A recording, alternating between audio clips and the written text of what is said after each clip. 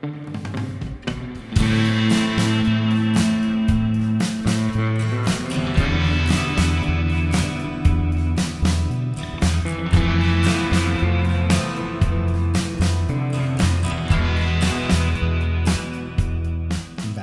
v Superman, though. I'm just gonna say, like, stay away from Batman v Superman. Just that one specifically. I just, man, can't do it. You can't. You just don't like the movie. And I hate it. I hate it. It's I was gonna pick your brain about some other things first, but I went ahead and started recording. Okay. And you just dove right into it. So we're gonna talk about Batman v Superman. Excellent. Of course we are. Right. Yeah. So what's So give me a list of reasons why you're wrong. Or, I mean, your opinion of why you don't like it. Okay, so I feel like I should start by saying that I've never actually read the comics of the Batman v Superman. But when I was really young, right after it came out, my mom gave me a book that was like a novelized version of the story from like basically the beginning on. Like the beginning of his death on, so like the extraction of Doomsday from the ground and all that. So like I don't have the comic book, but I had like a novel of just the story. Like I'm trying to figure out what story you're talking about, because the Batman v Superman story is huge. It's based off a whole bunch of different things. Right. Mostly Frank Miller. Yeah, and so like what they did was they tried to take as much of the story from all the different comic books as possible to put it into one cohesive novel. So like I know that it's I'm sorry. So granted, the Batman v Superman, I'm talking about the death of Superman. Oh, okay. Okay. So like, sorry. Right. Right. Okay. Yeah. Batman, what is it called? The Dark Knight Returns is the Frank Miller comic. Right. That is heavily influenced for that movie. Right. But at the same time, I feel like the entire death of Superman stuff, and I guess I should be talking about the death of Superman stuff because that's what I'm most familiar with. And I feel like the death of Superman stuff, like, could easily have been a trilogy. There's so much cool stuff that happens that they could have easily turned that into like a Lord of the Rings style trilogy. And they took this kind of convoluted Batman versus Superman, didn't like make a whole lot of sense to me plot, and then just crammed this really awesome 3 movies worth of story at the very end. Like, oh, by the way, Doomsday. Right. Yeah, I could see that. And I was like so in love with the Doomsday story and like everything that happened. And then, like everything that happened after Superman died, that I'm like watching the movie for the first time. I'm going, don't do it. Don't you dare do it. Yeah. See, when I first watched that movie, I told my son, specifically talking about the nightmare sequence when Batman has that nightmare thing. I remember telling him like, okay, I don't think people are going to understand this movie until 2 or 3 movies after this, and that's I think going to at least come mostly to fruition with Zack Snyder's Justice League that comes out next week. Okay, so. Do you know about that? Not much, no. Did you ever watch the other Justice League? No, I didn't. Oh man, what a shit storm that was. Is it bad? Oh, it's fucking terrible. Okay. And only about I'd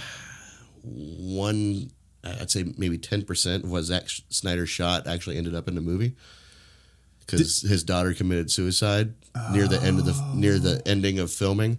So he left the project, and Warner Brothers behind his back hired Joss Whedon and rewrote and reshot the entire movie. Man.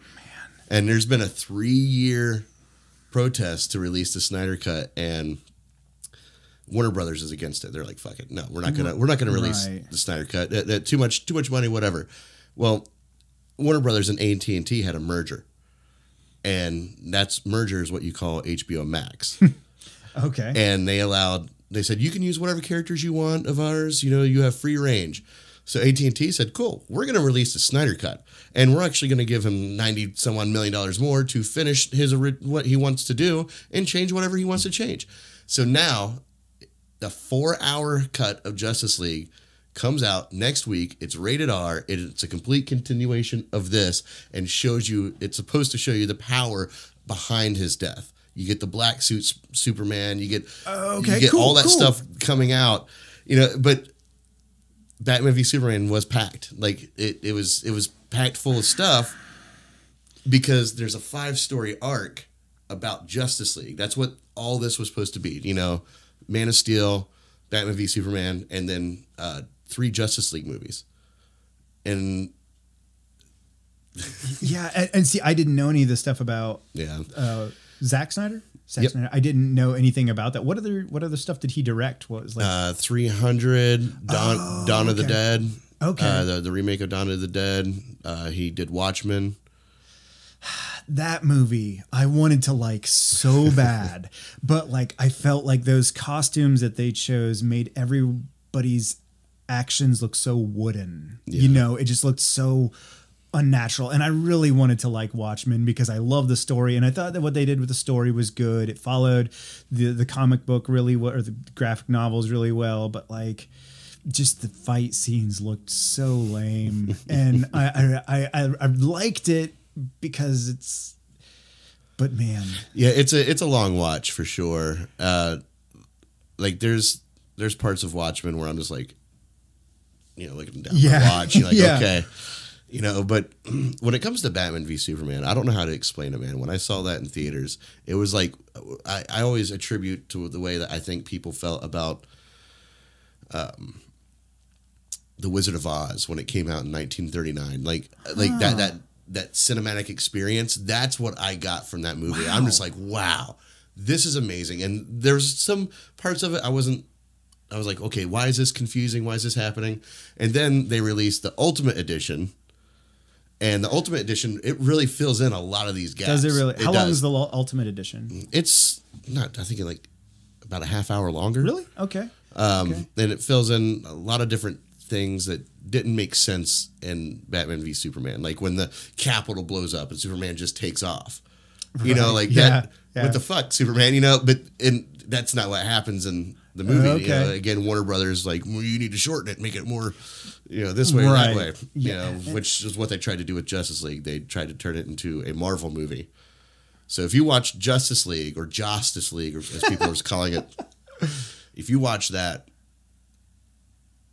after BVS, you'll just be like, how is this even in the same fucking universe? It doesn't make any sense at all. But none of that footage that Joss Whedon shot will show up in the Snyder Cut, which comes out next Thursday on HBO Max. 4 hours. I even took a day off work. Nice. I'm the kind of guy who, like, if I hate something, I will dive 100% head first into like exploring it to its depths to like prove that I really, really freaking hate it. So I will definitely watch the ultimate version of Batman v Superman just so I can come back at a later time and be like, no, this is why you're wrong. But you should give it a watch, man. And, if you do give it a watch, I would recommend watch that and then the Snyder Cut of Justice League, and maybe that might help tie in some loose ends, because you know, Batman v Superman was essentially a part of an arc that had yet to be told. You know, and even sense. Christopher Nolan told Snyder, he's like, you can't kill Superman off this soon or that quick.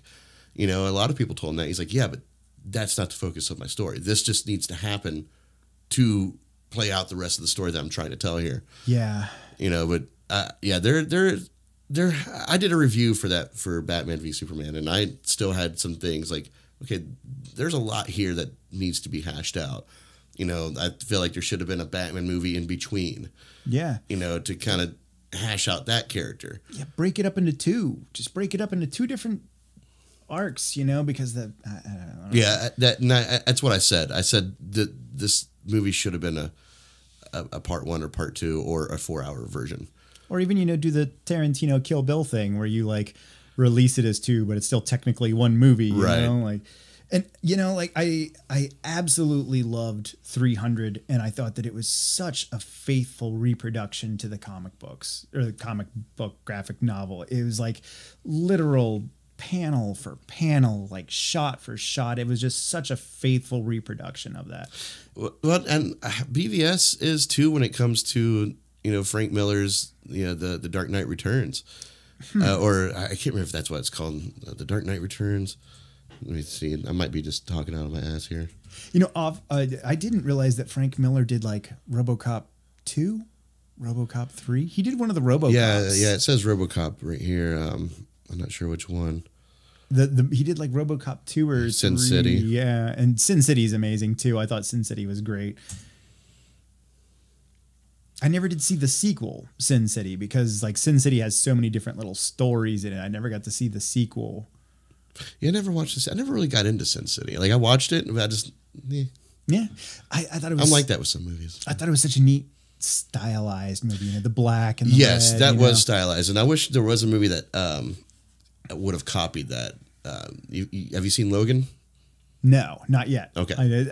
Great movie, and they came out with a noir version of it, black and white. Really? Oh man, Which ultimately, I'm just like, okay, and like, Right. this isn't an old movie. You know, it doesn't make sense for it to be in black and white. You know, Right. and Zack Snyder's wanting to do the same thing with Justice League as well. And to me, I just don't get that. But what I was trying to say was, if Logan would have done the noir version but had all the blood red. Oh yeah, right, Then I would. Okay, now you sold me. Right, yeah, that's neat. Yeah, on what that is, because that's a very good, you know, a splash of color. yeah, it's a great way to illustrate. Yeah, Frank Miller's Batman. Yeah, The Dark Knight is what it's called, Dark Knight Returns, which is there is a cartoon animation adaptation of it. Of course, I'm blanking on the guy's name who did it. I follow him on Twitter. I can't remember. The artist who did it was absolutely amazing. Frank Miller's.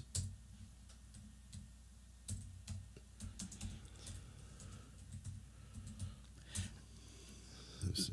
So, are you a Marvel fan as well? You're pretty into Marvel. Yeah. See, and I'm not one of those people just DC all the way. Like, it's whatever for me. I'm more Marvel than DC, but at the same time, the movies have just murdered me because I missed 1, and then I missed 2, and then I missed 3, and like I was like under like I think the 3rd X-Men, and then from there on I have just missed every movie, and now I'm like a bajillion movies behind, and you can't like just pick one and watch it out of context. You got to watch all of them. So now I need to watch like literally 30 movies or something stupid like that to be able to watch the newest movies. And if she's listening to this, I love you, but I can't get my wife to stay up for one movie 9 times out of 10, let alone like a 30 movie marathon, you know? Like, yeah, that's one of those things that you just have to spread out over a year. Yeah. You know? And I'm so far behind. It feels like as a kid when you get behind on your homework. And then like you're like anxious about like not turning in that homework, which makes you not turn in your next homework, and then your next homework, and then before you know it, you're just failing geometry. Next thing you know, you're watching Thor Ragnarok, wondering what the fuck happened. Right? Yeah. Where am I? Yeah, they're. The guy I was talking about, Jay Olivia. He did the artwork for The Dark Knight Returns, and that cartoon adaptation. Like if you watch that, there's so many shots that are just in BVS that are amazing. You know, like him shooting the Kryptonian rock, and he catches it and it blows up in his face. Yeah. And in the Dark Knight Returns, that was actually Green Arrow who shot an arrow with the kryptonite bomb in it, and he did the same thing. Like, there's so many shot for shots that are actually really that just jump right off the the cartoon adaptation. Now I feel like I have to watch the cartoon adaptation. Yeah, I'm gonna have I'll make a list for you. Okay. But yeah, when it comes to Marvel, I like I like Iron Man. Yeah. You know, and now I've been going down the Thor route lately. You know, I have Disney Plus, so I've been watching all the Thor trilogies, which it's one of those things, like knowing where Marvel is now and knowing that I've seen all these movies somewhere along the line, not in chronological or release order or anything like this, but I've seen them. Now going back and just like, okay, let me watch these Thor movies again. Okay, that makes sense. That in this clicks movie in now, with that, and now and I start connecting the right, dots. You know, yeah. smoking a cigarette, fiending out. Okay, so here's what really happened. You The need conspiracy. the pegboard with like string and like exactly. straight pins. Right. Exactly. And now WandaVision. Yeah. That's come out. Like I finished that last week, and that's what a unique concept, and it it was tiring at first because it's in, I think, 7 episodes. And the first 3 episodes are shot like sitcoms. That's what I heard. Yeah, yeah. And like the third one in, like you're not getting any like real teaser of what's happening outside of this world. And you're like, why are they doing this? And to go back to BVS, it kind of parallels in that sense of the way I think people watched Batman v Superman. They didn't quite get it, and like my impatience with the first 3 episodes, I'm like, I don't fucking understand. But now that I've watched them all, going back to rewatch them, I'm like, now I understand the story, and it makes sense to me now. And I feel like people are gonna do that with BVS. I'm gonna stop talking about BVS though. No, it's okay. Well, I was gonna say, I am such a fan of it though. I really was resistant to the idea of Ben Affleck being Superman, Oh, Batman, yeah. Or Batman, I'm sorry. But I kind of like convinced myself, like, no, I'm not going to go into this just hating him for being Batman, like I'm going to go into it with an open mind. And he was actually like one of my least favorite parts of it, like I didn't necessarily like him as Batman, but at the same time, I didn't hate him as much as I didn't like so many other things. He ended up being, he was okay. He's one of my, like, I'd say on-screen favorite Batman, I would imagine. Really? I really liked Christian Bale. I love Christian Bale in general, but... Well, let me put it this way. Besides the big hits like Clooney and, questionably, Val Kilmer. I don't really have a problem with any Batman. Sure. But when I did a whole Batman review series on Film Trigger, and I watched every single movie that involved Batman, and I'll tell you what, man, like out of everything I've seen, I'm just like, the best Batman that I grew to know and love is in Batman v Superman. Like he's the one that I connect with the most. Like in the sense of what I would think Batman would do after being a Batman after 20 years and kind of losing hope and all this stuff. He fucking knocked it out of the park, man. I really like the Michael Keaton Batman. He's fun. He's not a good Bruce Wayne. No, let me rephrase that. He's a good Bruce Wayne. He's not a good Batman because he's the same person. Yeah. He definitely doesn't switch it up. No. But I really liked the kind of, and it's not technically Batman, but it was hard for me to take Michael Keaton as Batman out of Birdman. And like the whole time, all I could think of was like, why call it Bird? Why not just call it Batman and make it about Michael Keaton just being like this has-been who did freaking Batman, and I really liked Birdman. I thought that was a neat stylized movie too, how they did the one shot. Yeah, well, yeah. Well, they it looks cheated like it's one. They cheated it for sure. I mean, you can't do that. You can't do a movie in one shot. You ever heard of Russian Ark? It's like a Russian movie. They retell all of Russian history. It's a 2-hour movie, and it is one individual shot.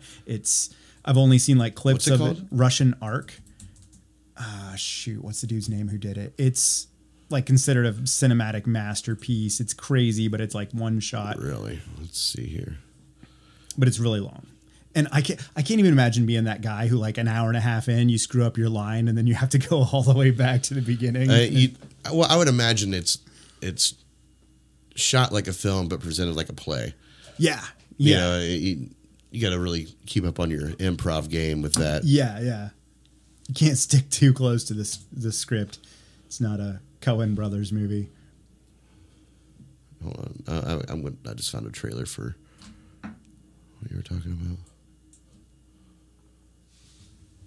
I kind of want to see this too. Hey.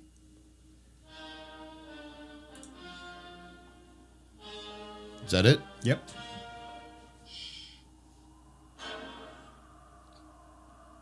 Russian Ark is proud to present Sokurov, right? Yes. milestone in the history of cinema.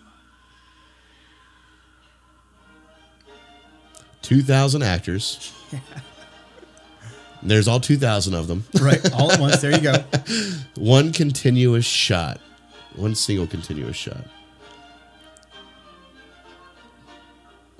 33 rooms of the Heritage Museum.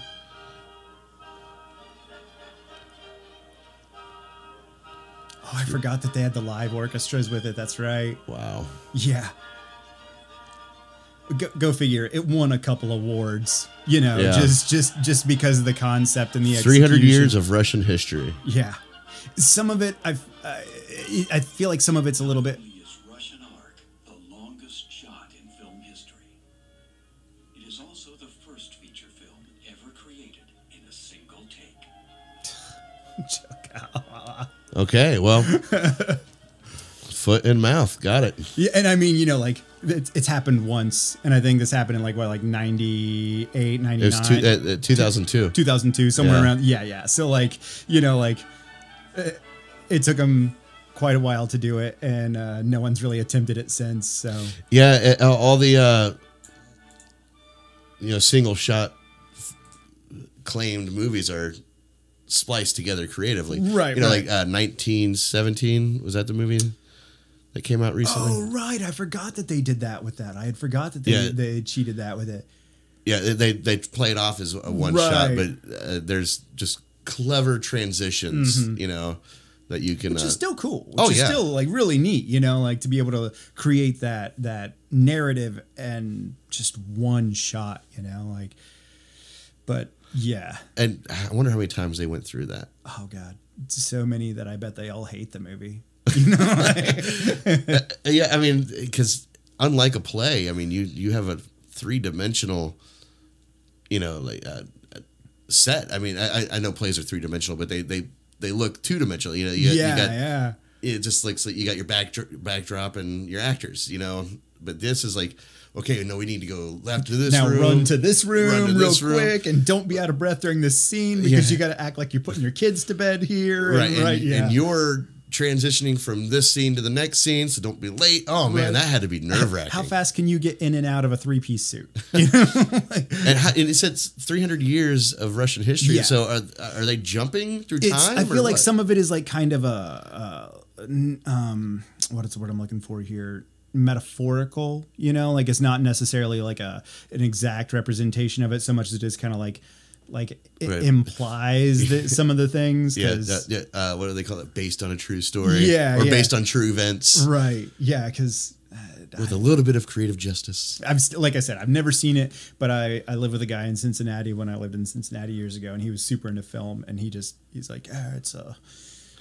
That's interesting. I'm glad you told me about it because up until then I was like, nope, impossible, impossible, can't happen, won't happen. Improbable. Improbable. Yeah, that's Definitely improbable. that's the word. Possible, but you know, and then to some extent you get done and you're like, but why? You know? Well, it's a badge. It's a comp. Sure, I mean, sure. here, okay, I'm going to do this film. I wonder what films he gained from doing that. Oh, yeah, You know, yeah. what sort of recognition he got. You know, okay, well, we have this bigger project that's going to need your, you know, organized mind. You know, Yeah. And this movie shows that you can, you know, It shows that you can think that juggle through. that. Yeah, juggle yeah. everything around. Have you ever heard of the 48 Film Project? No. It's a nationwide thing, and it's for local artists. You know, and not each, but a lot of cities hold it at the same time. And what it is, you're given a genre like horror, comedy, action, thriller, whatever. So there's your genre. Here is one line of dialogue that you have to put in there, and here's a character's name that you have to use. Just a few, just a few things, just to make it not so easy. And then they hand you this stuff, and in Columbus, it's at the Gateway Film Center, downtown Columbus. They hand you this information, and they're like, "All right, clock starts now. You have 48 hours to write, shoot, direct, edit, and have it back there in that spot in 48 hours from that moment." Oh, damn. That would be such a hectic 48 hours. It's fun. Yeah. I've done it before, and Really? oh yeah, that's it's cool. It's a good time. Maybe I'll show it to you later if I can find it. Yeah, we did one. We've done a few of them, but what I was trying to relate to was one of my friends actually, they did a single shot. Oh, one. for the And I mean, given that time frame, it almost makes sense to do that because it would like. Well, they cheated. There's no way you could choreograph that entire fucking thing and and practice it and have it ready. They had to have had it already set. Right. I'm not gonna name names, but the guy told me he's like, yeah, we already knew what we were gonna do. We just did it. We didn't even care what genre we got. Some names and he's stuff. Like, we didn't care what genre we got. We just wanted to fucking just get it out there and show that we could do it. So. Huh. That's cool. And the one that we did, we thought we were so creative, We're like, we got a thriller, so we open scene in the bathtub, and this guy is about to commit suicide. Somebody stops him, and then he's visited by all these, almost like a Christmas Carol type of thing. He's haunted by all these different people. What was your genre? It was thriller. Thriller. Okay, cool. And then at the end, you find out that he actually did commit suicide. Everything you've been watching is, just in his mind. Yeah. And we're like, dude, we got this in the bag. We're into this. And like a week later, a non-related article had come out, and we were all hanging out together. And someone's reading the article, and they're like, guys, you're not going to fucking believe this. And he's like, some director just wrote, I'm getting really tired of going to these film festivals and, seeing people just go for the low-hanging fruit of, maybe some guy's in a bathtub and he commits suicide, but you don't know until the end. And we're like, oh my God, they just described our fucking movie. Oh, shit. Right. All those pats on the back, just like, we're like, damn it. Isn't it funny how one thing, like you can come up with something that you think is so good and one person could say like one paragraph and you're like, oh, crap. Yeah. Or simplify it, or ruin it for you. Right. Like I was trying to dabble around in stand-up comedy, which I never did I never went on stage. So brave. I never went on stage with it, but I had stuff written, but I just don't have the nerve for it. I can't handle that sort of rejection. Yeah. And I was trying to think of this joke about natural selection, and it was borderline like dead baby joke, and I was trying not to like go that route, but it was hard not to go that route. Yeah. And I'm like, well, some kids drink the antifreeze and some don't, and I was trying to try to be funny. I pitched it to my mom. She's like, hell no. Pitched it to my son. He's like, that's fucking dark. Right. And then I just let it go. And a few months later, I was watching this comedian, and he did a version of that joke that was classy, and it was just perfect. And it was so much shorter. Nowhere near as big of a setup that I had. He's just like, when I was a kid, some kids would, stick forks in light sockets, and some survived, some didn't. And I'm like, that's it. It's so simple. Oh, you wrote it down. So simple. That was a nerve-wracking thing. Stand-up comedy is something I admire greatly, and I'm scared to death of it. My wife always wanted to do stand-up comedy. Oh yeah. And her and her brother did some stuff, and she's like a theater major from college, and I did some poetry stuff, did some poetry, poetry open mic type stuff. And that's bad enough. And it doesn't matter how the crowd responds to you. You're not telling a poem and expecting someone to laugh at the end. And I can't even imagine just dying up there like that. Are you familiar with Stephen Lynch? He was a musician, and he sang these really messed up, funny songs with acoustic guitar. I performed a Stephen Lynch song at a coffee shop in Cincinnati, and it's a really dark song, but he sings it absolutely seriously and doesn't break into a laugh. And so I sing this song by him, and the coffee shop is just full of people, and it's dead silent, and no one is laughing, and it's this real dark song, and he just never telling jokes on stage again, man. It is just murderous. Yeah, I think I'm funny. Right? Yeah. And I've pitched my stuff to friends, other stand-up comedians and things. They're like, dude, that's actually pretty good. Yeah. I don't have the nerve. And they're like, well, dude, you do music. I'm like, it's different. Well, yeah, but I don't really care for your reaction when I do music. Right, I'm just kind of doing this because this is what I do, and I just it happens to be that I have to do it in front of people. Right. So Yeah. like, all right, okay, I'll do it in front of people. But comedy, like, if somebody doesn't laugh, like, I don't know what I would do. Just collapse. Well, fuck you guys then, huh? Right. I'll probably end up finding my true comedy by just being comfortable and just, telling the audience exactly how I feel, and then they'll probably start laughing at me. The insult comedy, that's the thing, and then you got like hecklers, and I just always think of like some of the like David Cross stuff I've seen where he like deals with hecklers, and he is like ruthless with hecklers. It's like not even funny. It's just like painful to watch, and he is just brutal anyway. I love watching stand-up comedy comedians go up against hecklers. Oh yeah, They're or when like the hecklers like they'll kind of back down. No, don't back down now. You started this. What else you got to say? Right? Yeah, that's pretty good. Or people say, "Oh, that's not funny." Like, okay, it's kind of funny. Listen, you had a fucking comedy show. Like, I'm sorry, I hit a nerve. I don't know. With all the cancel culture that's going on, all this stuff, like, is stand-up comedy going to be held in the same regards as we expect entertainment and news to follow? So something that I think is interesting, and something that my wife and I, speaking of movies, we just found out that, I don't know if you're familiar with the movie, but Blazing Saddles. Yeah. Did you see they're remaking it? No. They're remaking it as a kids movie. Oh. It's going to be like Pixar style, and it's called Blazing Samurai, and it's going to be about a dog that comes to an Asian culture, and all the Asian characters are cats.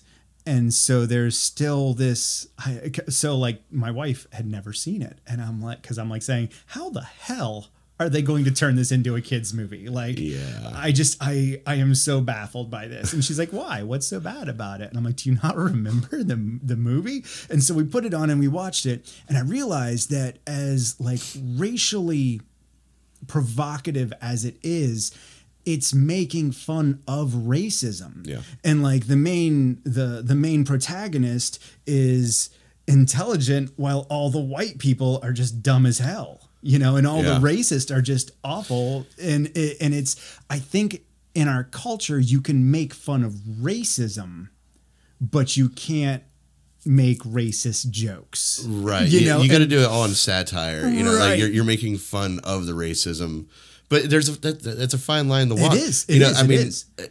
And that fine line is why I think shows like All in the Family haven't been canceled. Yeah. Or not canceled, like canceled by culture canceled. Because All in the Family is that same exact concept. It's that very risky, Archie Bunker is he's a racist. He's a bigot. Yeah, he's a bigot. He's not just a racist. Right. He's like on all fronts. All fronts. Yeah. But the thing that makes that show so great is he constantly has his foot in his mouth. Yeah, he's like the foil. He never changes. Yeah. Well, yeah. I mean, he does on certain aspects, but like still questionable, right? It's but and I think one of the most creative things that they did was have the Jeffersons spin off that. Yeah. They created another bigot, but of a different race. Like right. Like look at these two guys, both hate each racist. Each race. And they're the same exact fucking person. Same jokes. Yeah, and it illustrates how we all suck together. But I just wonder if like stand-up comedy is going to be held to these same sort of things. Like how is a comedian expected to go forward in this culture right now if they're being told, well, you can't joke about that. You can't say that. And so like now I have to so I was recently reading an article about the term cancel culture, and they brought up the fact that minus people who have like your Louis C.K.'s, who I feel like we can both agree that what he did was not just the jokes. It wasn't the jokes that were the problem. It was the stuff that he did outside of the jokes. Like what do you mean in particularly? Because I just know a little bit about him. So I've heard some of his very risky stuff. His Saturday Night Live monologue. The jokes were one thing, and it wasn't the jokes. I thought Louis C.K. was always funny, his self-deprecating humor and everything, and I liked him in all the shows that he wrote for. But like, so we're cool to say just about anything on here. We're good? Okay, so he would force girls to watch him masturbate. And like he would use his position of power at his show to force people under him to watch him masturbate. See, I never knew any of that. Yeah. Are you serious? 100%. Well, shit. And Jesus. like, and I don't mean just like it's hearsay. I mean like. So he went to the Bill Cosby School of Comedy. Right. And like even Sarah Silverman, you know, Sarah Yeah. Silverman. I love Sarah Silverman. But she said that he would do it all the time in front of her. And sometimes she would be like, come on, man, cut it out. And sometimes she would just let him do it. And she played it off like it just wasn't a big deal to her. But at the same time, it shows that he was very capable of doing that. And like she was like not necessarily defending him, but saying, you know, like, yeah, he kind of would do that. That was kind of his shtick, you know. Oh, Lou, quit jacking off in front of me. But they said that once he got his like TV show and everything, that he would start to like kind of impose himself on people and do that. And that's a bad look, man. Like, well, yeah, that's illegal. Illegal and like, it's so much wrong with that. Yeah, well, aside of making people, you know, watch you masturbate, I think stand-up comedians should have a fair go at their comedy. Right. You know, so, but my point being that, you know, like people like Louis C.K., that was an issue. Or people like, what's his name? He came out as gay after he got accused of like doing all this, Kevin Spacey. Kevin Spacey. They're like kind of canceled at this point. Yeah. Is now a good time to tell you guys that I'm gay? Right? It's No, like, hey, it's not. It doesn't make this any better. But then you've got guys like the country singer who was like on the podcast and he dropped like a hard N-bomb. And his sales have skyrocketed since that. Like his record label dropped him and stuff, but his Spotify listens are way up. His record sales are way up. And so like a lot of these people aren't necessarily getting canceled either, you know, like sure you got your Kramers who, but like his poor old Michael Richards. And you know, like I've heard the audio and I heard what he was trying to do. He's trying to be inflammatory with a heckler. He just didn't know when to stop. Didn't choose. And like you know what's crazy is like as a musician or someone on stage, you get that adrenaline rush, you know, and like you just word vomit shit out, you know, and you're like, oh shit, I just said that on stage. Holy crap! I almost want to play the video, but it's too bad. It's pretty bad. It's too bad. It's pretty bad. Like it's. Did you ever see him on David Letterman after that? No. Jerry Seinfeld was a guest on David Letterman, and he brought Michael Richards in on a video call, like, hey, he wants to say something, and this is when all this stuff just came out, and Michael Richards, he's just trying to, I apologize, things went out of whack, and like the studio audience like keeps laughing at him. Oh. And Jerry's like, shut up, this isn't a fucking joke. A joke, and right. like I felt so bad for Michael Richards, man. He sat there, and you could tell he's like, well, by the sound of your audience, maybe this was a bad idea, you know, like. And then they go nuts laughing at him because and Jerry's over here just like, it was a shit. I'm actually gonna look that up, but that was it's a very hard watch. And that's interesting because did you ever hear about his issues with Elaine on set and everyone on set? Because like apparently he hated Elaine because he'd be trying to do this like real tongue-in-cheek serious thing, and Elaine would always break character and laugh. Julia Louis-Dreyfus.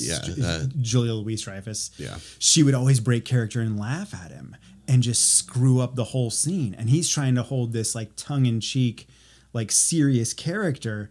And it just feels like such a like salt in a wound to have like the audience laugh at him when he's like trying, you know, it's like, it's just like, oh, it's a whole audience full of freaking Julia Louis-Dreyfuses. And this is like my worst nightmare, you know, like. I haven't heard of him since. Yeah. Yeah, let me see. There we go. Oh, that's so sad. This Michael Richards thing. Well, now I don't know him well. I've known him a long time, but I don't know him well. And I can remember years and years ago at the Comedy Store. Seinfeld looks so young there. Stage, and he was always a very dynamic performer. Dynamic to the point that often audiences were frightened. But still, we all got a kick out of it because it was in good fun, and he would just one of those awful things. And I There you go. yeah, I'm right here. Hi, Michael. Welcome to the show. Oh man, I'm already sad. How you doing? I'm not doing too good.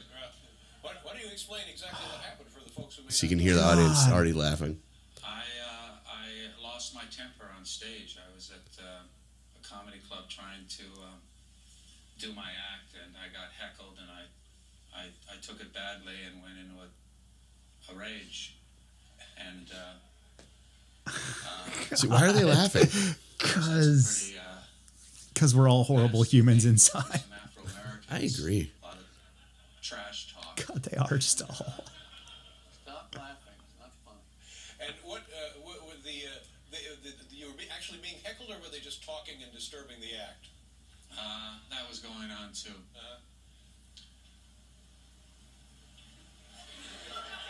Jesus. I know that Oh. hearing your audience laugh, you know, and it's I'm not even sure that this is where I should be Yeah. addressing, the situation. I've already heard you make some jokes about it, and that's okay, you know. But I'm really busted up over this, and I'm very, very sorry. Wow.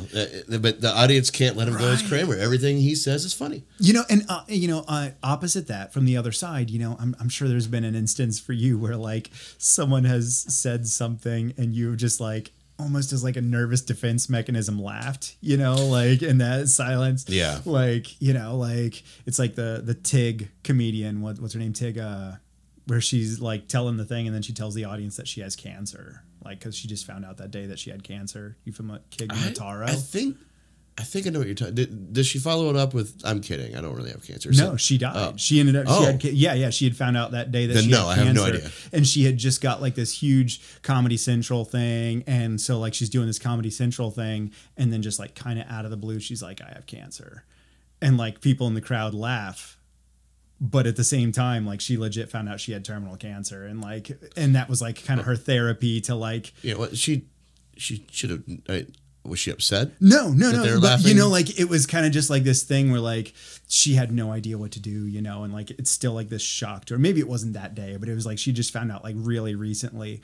I only know this because a couple friends of mine, the Roof Dogs, they wrote a song about it, and it's this real sad song, and it's like it's got one of her comedy lines, "I think I'm all right," and then "God blows your house down" or something like that, and then it's just like the chorus is just "I have cancer," and it's just like. Watching it, like it's a brutal thing, but it was like her way of dealing with it, you know, and making it a reality. Yeah. Just like, what do you do? Just throw it out there, you know? And like the audience reacts with nervous laughter, and it feels kind of like, and I hate to excuse these people laughing while Kramer's trying to like apologize for saying some harsh stuff, but you know, like as human beings, comedy's our shield, you know, like comedy is what keeps us from freaking going crazy, you know. And Well, in his case in particular, he did go off way too far. Like, and you could see him digging himself deeper. I can almost feel what he was feeling. Like, just keep up the act. Just keep it Right, up. yeah, They'll get behind you eventually. Yeah. Just keep it up. yeah, just keep telling the aristocrats joke. And I think he was like one of the first like camera phone like victims. Yeah. In that sense, I'm not justifying what he did by calling him a victim, but like that was like right when camera phones were just coming out. Like it's a flip phone. Like I remember seeing the video, and it's like very pixelated, hard to even see what's going on. And I think that was one of the first camera phone situations right there. It's definitely up there if it's not like the big one. To bring this back around, like the point of the article was that the cancel culture a lot of times does more for these people's different fan bases, you know? So like I said, with the country singer as the example, as a great example, he does this thing. Everyone's like, cancel him. His record label drops him. And then his stuff goes through the roof, you know? And there's a lot of other comedians and stuff like, what's her name? The woman from Mandalorian. Oh yeah, I know who you're talking about. I can't remember her name. I can't remember. I'm really bad with names. I'm bad with Star Wars stuff. I'm so behind on that too. But you know, like she was tweeting, you know, questionable things, questionable and thing. now when you're in the limelight, when you're a celebrity, it just seems like your political views can get you canned. Well, I mean, like, so I work for Whiskey River Soap, you know, and we are known as a progressive, fun, jovial, joking soap. We make jokes. We don't really sell soap. We sell jokes. We sell jokes on candles. We sell jokes on soap. We sell jokes on everything. That's what we do. It's jokes. The soap's good, but for the most part, it's jokes. Like you said, like it's actual jokes on. Oh yeah. So like we have some of our soaps are called like fucking meetings. We have frickin' Tuesdays. We have and these are like body wash soaps. They're like bar soaps, and each one they try and design them to look like kind of what they are. Like they've got one called fake news. And when you look at it, it's the color of Trump's hair on top, and it's black and white blocks on the bottom. So it's supposed to look like Trump looking over the top of a newspaper when you look at it. And so like we do that. We got huge mistakes with a Y, huge mistakes. And that one's the color of like different levels of Trump skin and hair. But it's all jokes, you know, like each one of them has a little joke on it. It's like smells like blah, blah, blah. And so I work there, Shrink Wrap and Soap. It's this tiny little company, you know, but we sell nationally. And they've had like, there was a show that Nicolas Cage hosted about cuss words. Mm-hmm. And they were like, it's even on candles. And they showed one of our candles, which was cool. Nice. So, you know, like we're national. But if I were to and backed by Nick Cage. Right. Yeah, right. Excellent. But if I were to get online and like as an employee say something that somehow could relate back to them and be like, oh yeah, by the way, I support like NAMBLA or something, right. You know, like that's gonna get me fired, you know, yeah. Like and I feel like social media has created this thing where everyone's like, oh well, free speech, and it's like, well, you're also posting in a public forum, so yeah, it's free speech, you could say whatever you want. That means the government's not going to necessarily like penalize you for that. Yeah, your words are free, but you got to face the repercussions. Yeah. And if you're giving a bad name to your job or you're giving a bad name to whatever thing you're trying to represent, it's not just freedom to do that, you know, like it doesn't mean that the free speech doesn't mean anything. It just means you're not going to go to jail for saying that really stupid thing. So do you think like, do you think a lot of these places are taking it too far? Maybe like Roseanne,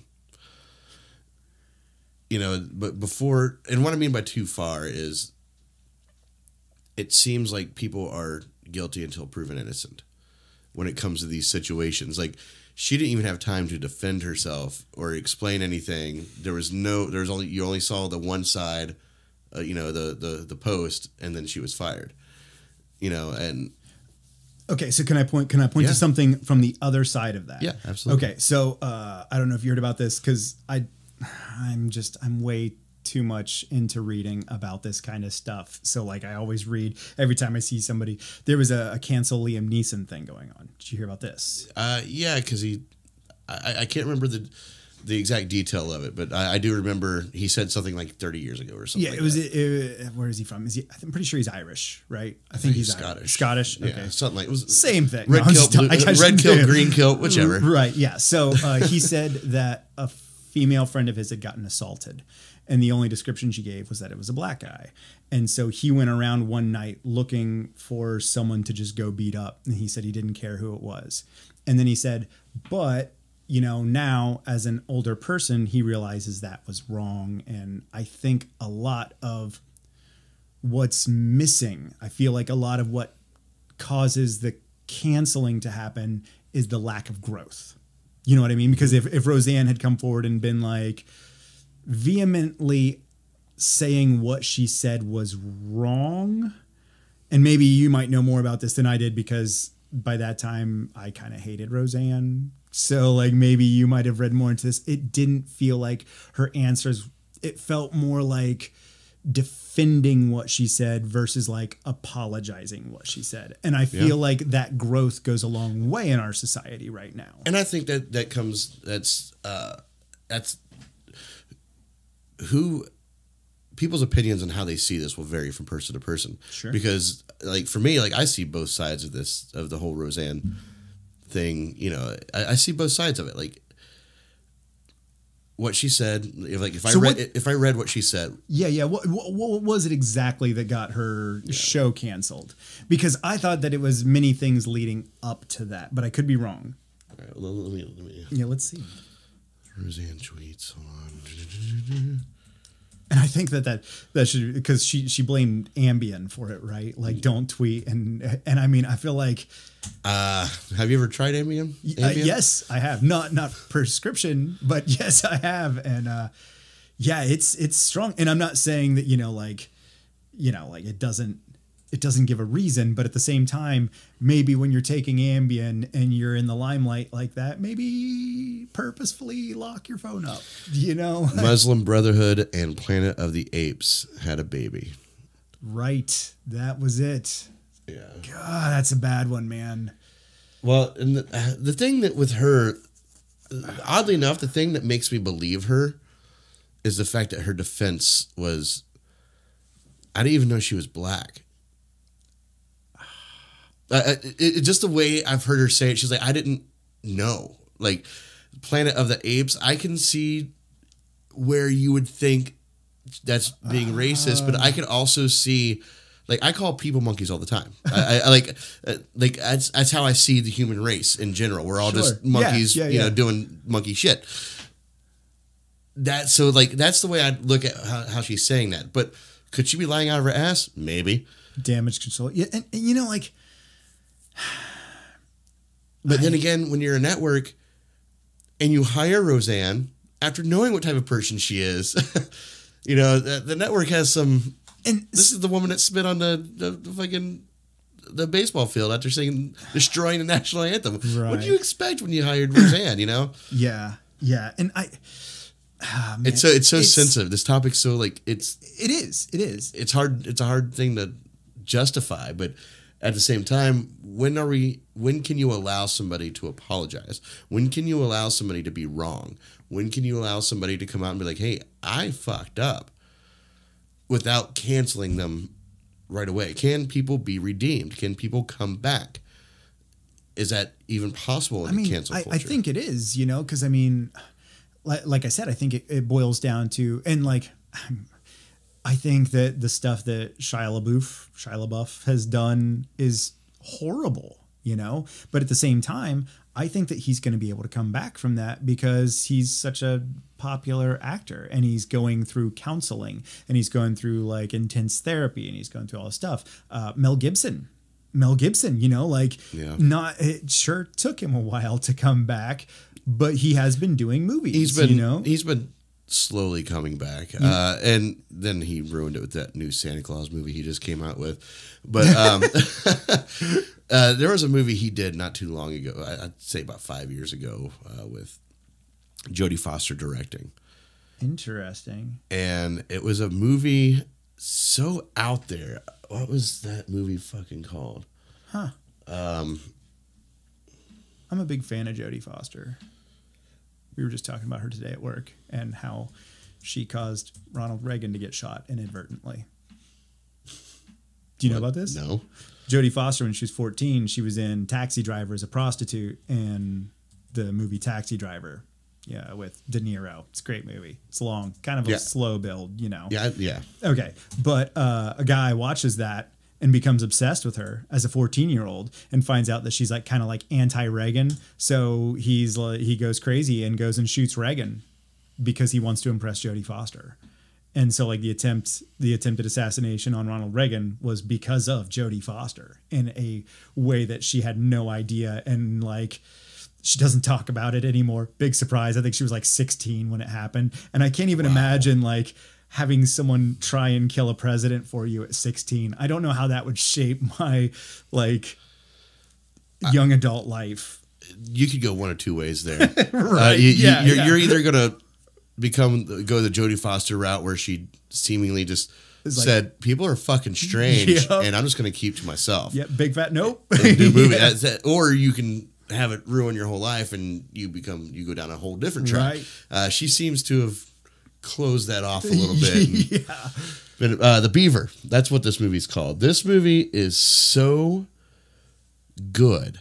It's good. And it's so out there, though. The concept is it's a dark comedy, very dark comedy. He starts off trying to kill himself, and then he comes back to life or wakes up because he tried to hang himself in the shower or whatever, and he fell and hit his head, whatnot.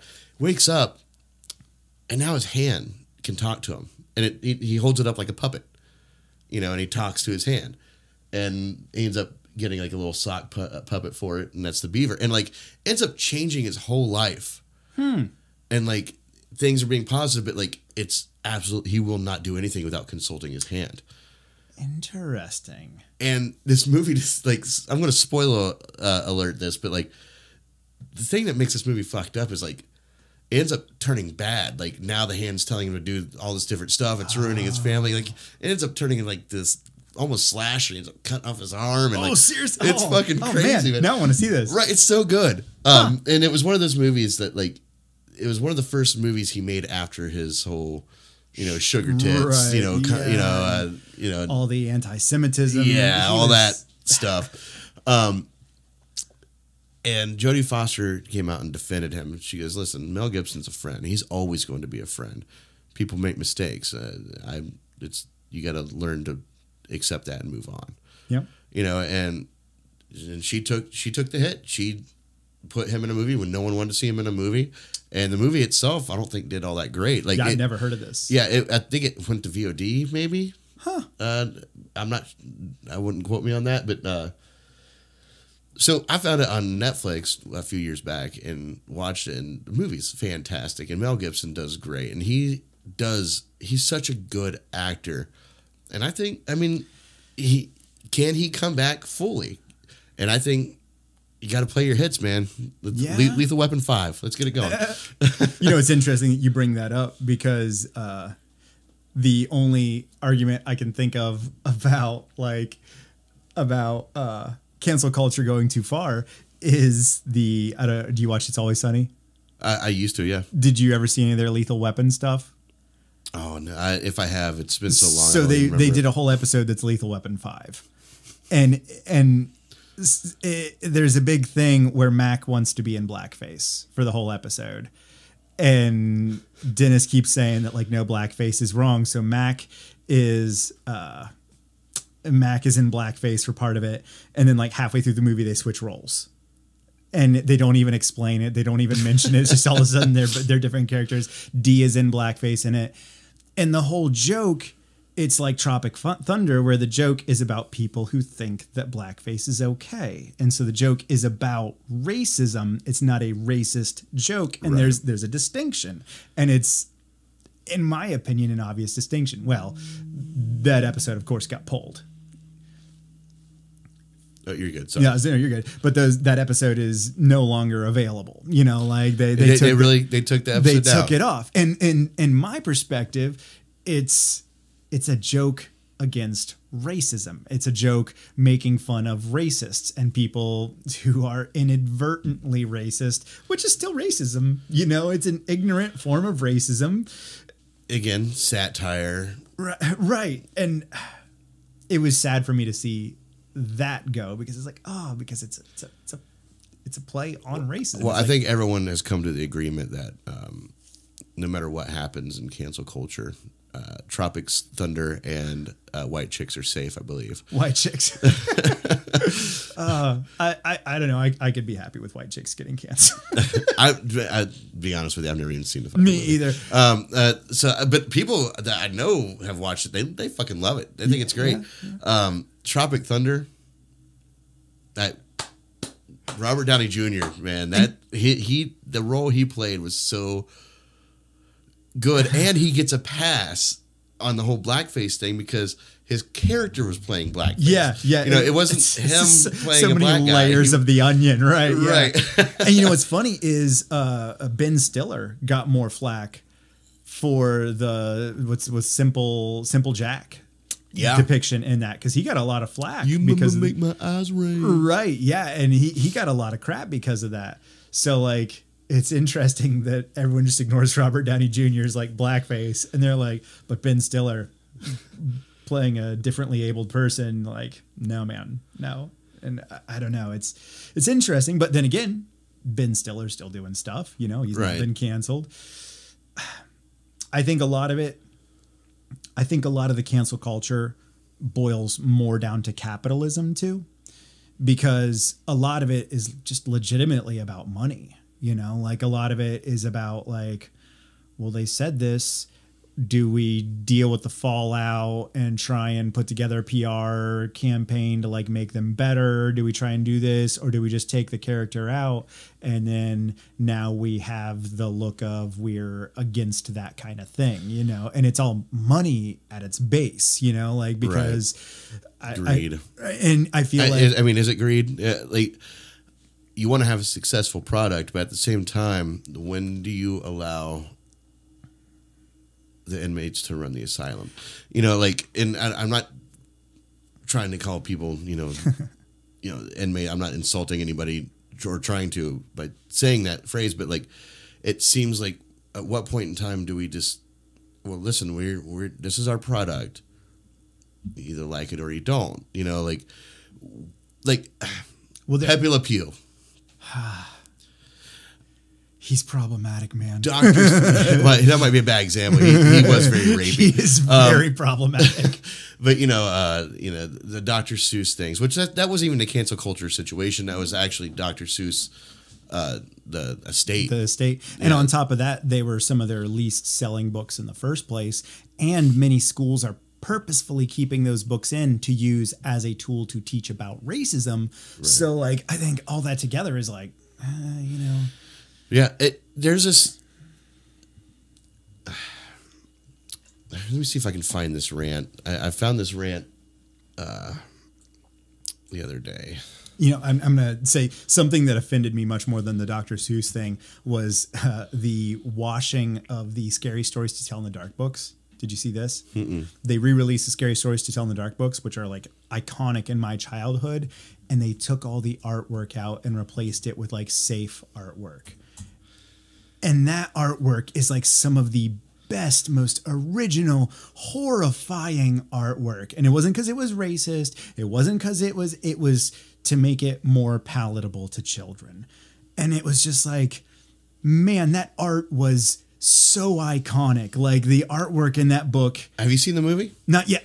Not yet. I won't spoil anything. I want to see it so bad. But I'll tell you this much: the movie did the book justice. I have seen clips from it, and like it's so spot on. It goes just far enough, but not too far. Like I would consider that a good family friendly yet introduction to scary movies for a lot of kids. Like if like 7-year-old me went and saw that, I would want to sleep with my parents for a minute. Right. Yeah. You know, and that's good. It's good to have that in your when you're being when you're growing up. It's good to have that sort of mentality. You know, know that fear, because when you're protected by everything all the fucking time, you just grow up in a big, just covered in foam. Nothing will hurt you. When you take the foam off, you're going to get hurt a lot. Yeah. Yeah. And maybe that's what happened. Maybe that's what's happened to our culture. I feel like there is, without getting too dark into it, my childhood was not necessarily what I'd call great. Through a couple years of therapy, I have found out that I was a child of abuse and neglect, and it didn't become clear to me until much later on in life. And everything was terrifying. Like everything was anxiety driven, and my world was not safe at all. So I watched horror movies because being afraid of the monsters under my bed was easier than being afraid of the actual things that I was afraid of, you know? And I feel like there is some sort of middle ground where, like, yes, there can be fear, but at the same time, I feel like a lot of us you're 35? I'll be 38 this Thursday. Okay, congratulations! Happy birthday! That's Thanks. Cool. Yeah, I'm 38 right now. I'll be 39 in May. I thought you were younger than that. It's a compliment, you know. Yeah. Thanks. I appreciate it. Yeah, right. But like I feel like a lot of our generation and older, like there's a lot of accidental abuse from our parents where they're just doing what they were trained, and maybe you didn't experience that, which is awesome for you.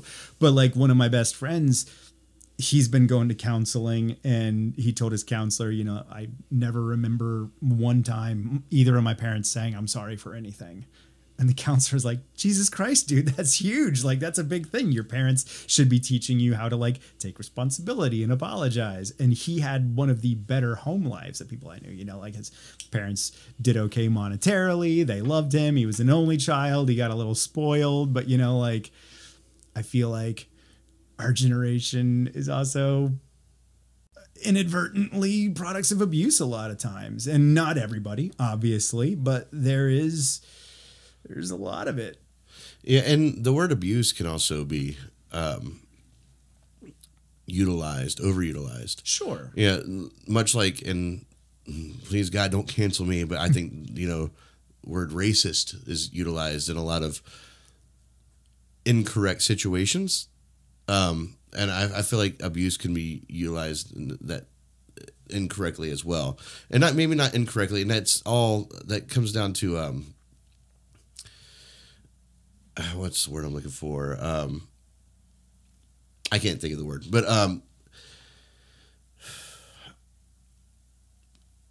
when I was in high school, I went to counseling, and they put me in this depression group or whatever. Because you're a teenager. Go figure, you're depressed. Right. Weird. No teenagers are ever depressed. You know, and I was sitting in this room, and I'm not going to tell my story right now, but I was sitting in this room with all these people like, well, you know, I sat there and I mowed the lawn. My dad didn't give me any of my allowance. You know, like, and these people are just like nitpicking and bitching about these little things, and they're bringing it across as abuse. Yeah. And I irresponsibly, again, teenager, stood up. I said, what the fuck is wrong with everybody? Right. I said, all you doing, you're bitching about not getting your fucking allowance. Right. And I looked at the counselor. I said, put me in anger management because these people are pissing me off. And she did. She put me in anger management the week following. Right. And to be honest with you, that's fair assessment. to be fair, like, it was a much better fit for me. Like, I didn't have anger issues growing up, but these people were honest with themselves there. They were there because of something that, like, they were being self-aware of. Yeah. I saw a whole bunch of people in denial of things. The blaming. Yeah, the blaming, you know, and this is where I come up with this whole, you know, like, and I'm not saying that's what yours... Trust me, it wasn't. And Right. You know, but it's one of... abuse is one of those words that I think gets thrown around. Sure. You know, I've been called a racist before. And this is why I parallel it, because I've been called a racist before because somebody, you know, on Facebook, back when I used to talk to people on Facebook, you know, I've learned to... There's your first mistake. Right. I learned not to do that. You know, somebody made a post about, you know, they were... I don't really want to go into the details of it, but it was something where a black friend of mine, and I was like, hey, don't you think what you just said was a little racist? And then these people just jumped all over me and started calling me a racist, all this stuff. I'm like, how am I a racist here? I didn't even say anything. I'm legitimately asking you, this seems a little bit racist what you said. Is that fair to do? So can I throw some things at, because I grew up with a lot of family members who were legitimately in the KKK, you know, like, and like good old boys from West Virginia and stuff. So like I was raised with that inherent, and you know, like, nothing against West Virginia, but you know, like, I love Fallout 76. Anyway. WV, bro. Right. And you know, like, but at the I'm from West Virginia. I'm allowed to say that. But at the same time, like, I was raised with that inherent racism. My mom always likes to say the first thing I ever said to a black person in my entire life was, I like Mr. T. And I don't know what that statement says about me as a human being. But so like, I know it's like a early white guilt justification I'm sort like of thing. This little like 4-year-old kid in line, and I'm just staring at this, to me at the time, this huge black dude, and I'm just looking up at him like, and he looks down at me and smiles, and in little panic I just blurt out, I like Mr. T. And my mom is just like, like, what, like, as a parent, what do? You know, like, so, but okay, so there is inherent racism in my belief system because that's legitimately how I was raised. And it's not even like questionable racism. Like, no, it was like pretty overt, you know? So as I started, because I never went to college, as I was hanging out with people who went to college and having these arguments with people like, well, isn't that racist? Isn't that racist? I used to say the same thing. Like, you're saying these things that are very anti-white. Isn't that racist? So here's the distinction that I have come to realize in my adulthood and my growth and journey. According to the soon to be in the Oxford English Dictionary, and according to the legal versions, racism can only happen against an oppressed system in the society. So, like, technically speaking, as far as just the word racism, and we're kind of just talking about like what you call it, semantics here, Yeah. racism can only be against black people or minorities in our culture. Now, they can say things that are prejudiced, they can say things that are bigoted, they can say things that are totally wrong and not cool, but as far as are they racist, it could only be racist if you're in a city controlled entirely by the minority and you are the white minority in that minority. And I'm not saying it makes it right, but as far as like technical definitions go, that's the argument, you know? So like, Yeah. And fair enough.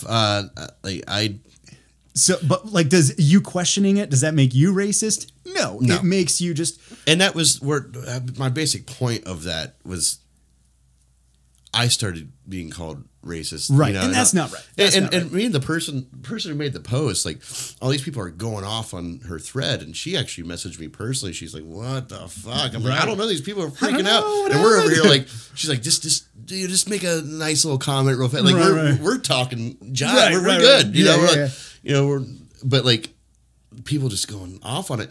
And that was one of the last times I ever brought up race at all, ever. Like, even accusing or, you know, defending or whatever. You know, I grew up in, I wouldn't say a racist household at all. You know, I wouldn't put that onto my parents, but my dad was very simple-minded when it came to. I like how we won't say they weren't racist, but they sure were simple-minded. You know, well, let's just put a little sugar coating on right? this. Yeah. But he grew up in Boone County, West Virginia. Yeah, and that's the actual county that he grew up in, and you know, it was in a valley of like 3 mountains, you know, and like it was just nothing but white people there. And so my dad, through the grace of whatever you believe or don't believe or karma or what have you, has been brought down a peg ever since like we became a family, because he's my stepdad, you know, and he came in a little bit later. But, you know, we moved to Texas.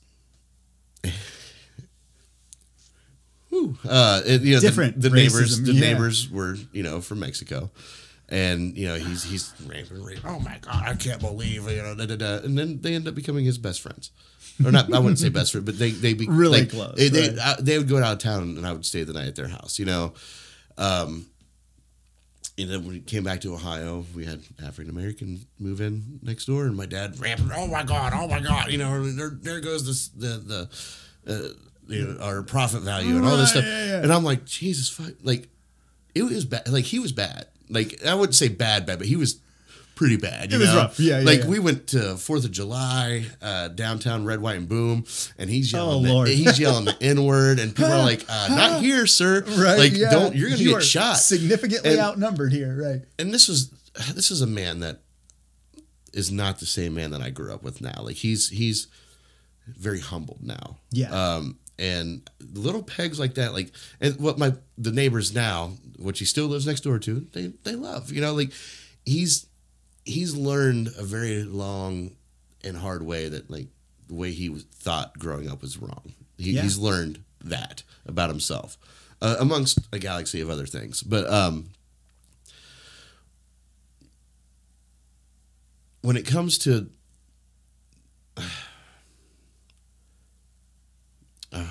I'm trying to remember where I was going with this fucking point. No, it's okay. Racism is bad. Okay? No, I can't remember exactly where I was leading up to with that.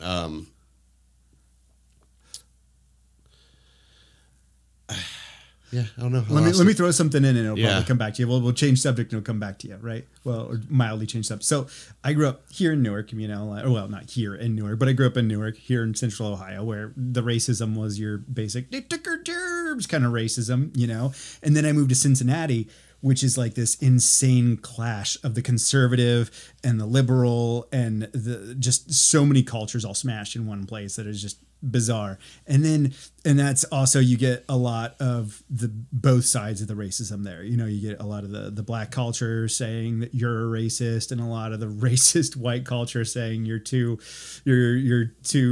liberal and too pink, and so then I go from that to Maryland.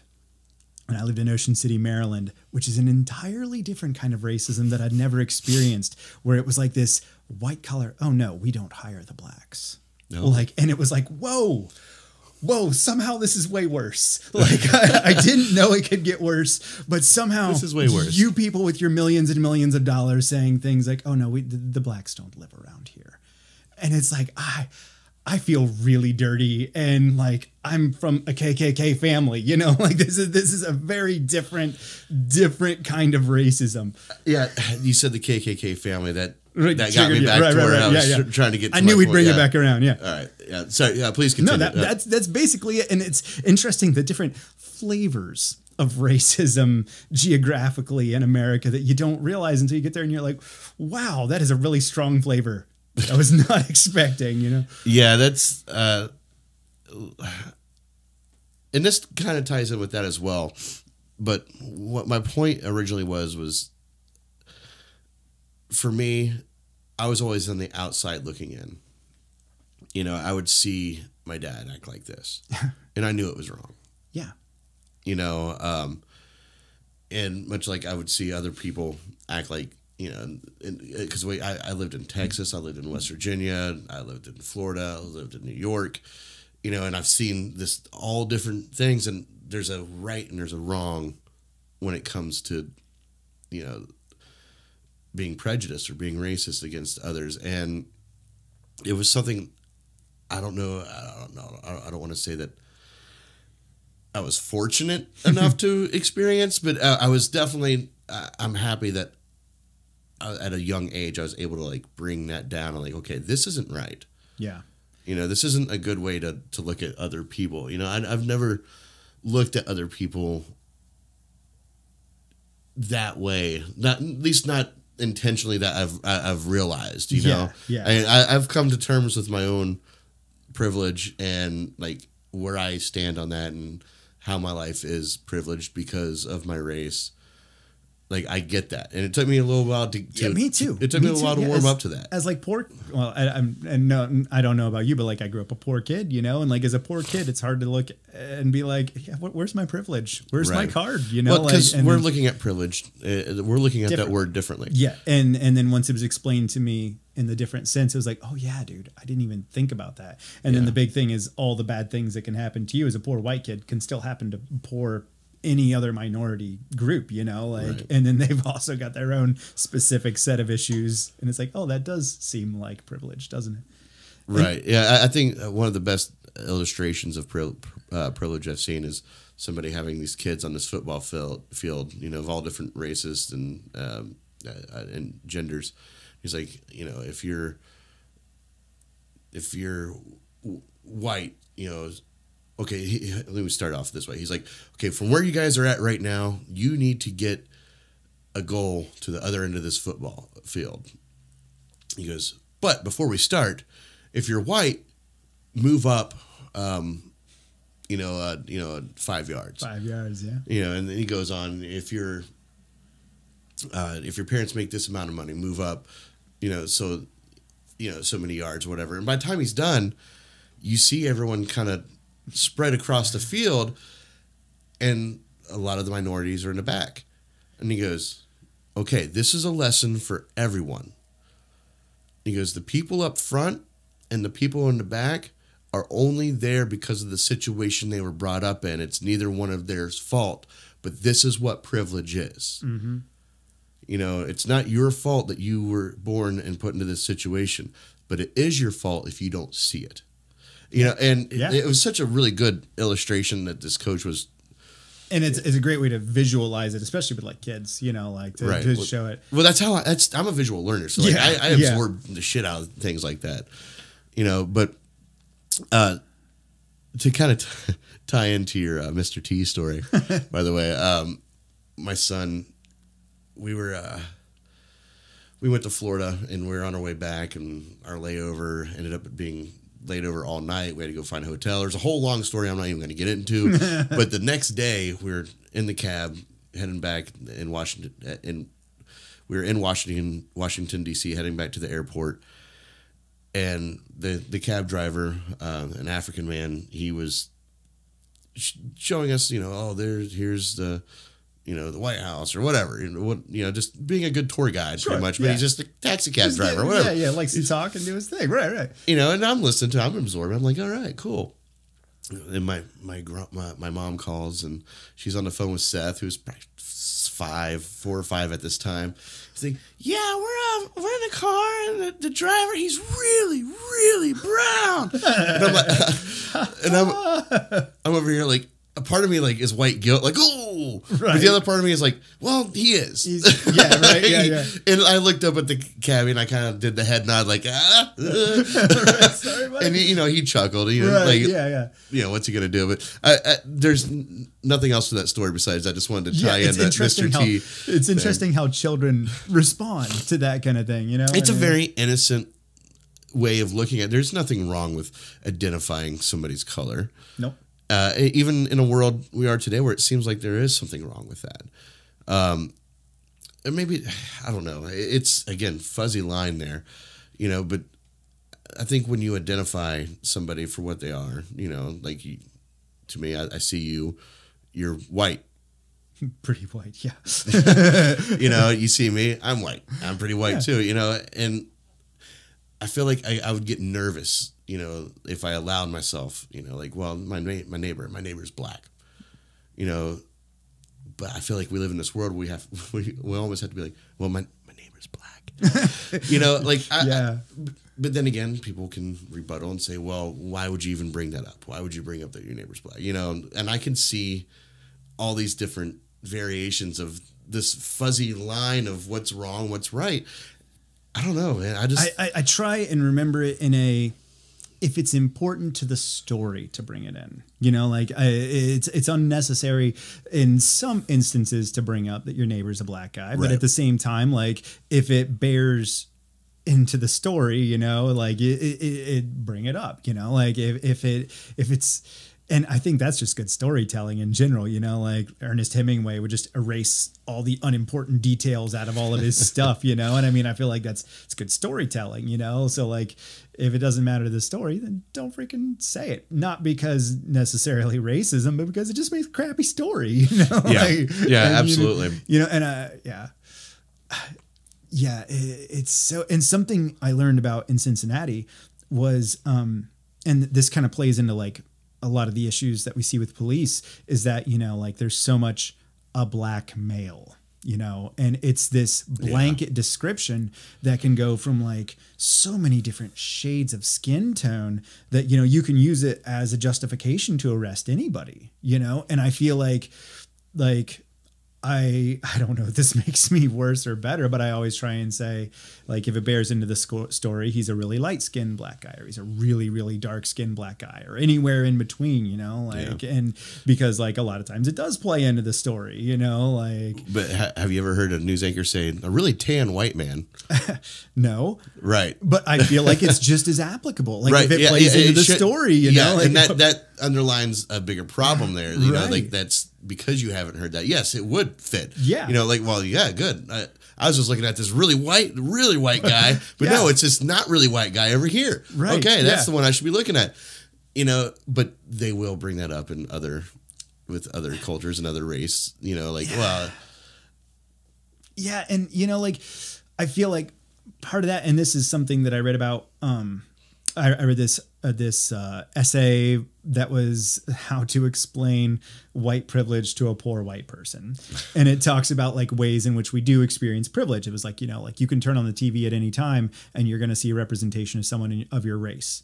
And they're not going to be doing something illegal or bad, you know, like you can turn on, or it's easy to find a group of peers that share your similar interests and have your same race, you know, and that's not always easy, you know, like I'm a huge D&D nerd. You're kind of like and I say you're a comic book nerd. Let's be real. Like I'm a movie nerd. Right. You're a movie nerd. Right. Yeah. Right. And I mean, I imagine that in certain circumstances, if you were a different race, it might be harder for you to find people who share the same hobbies as you do.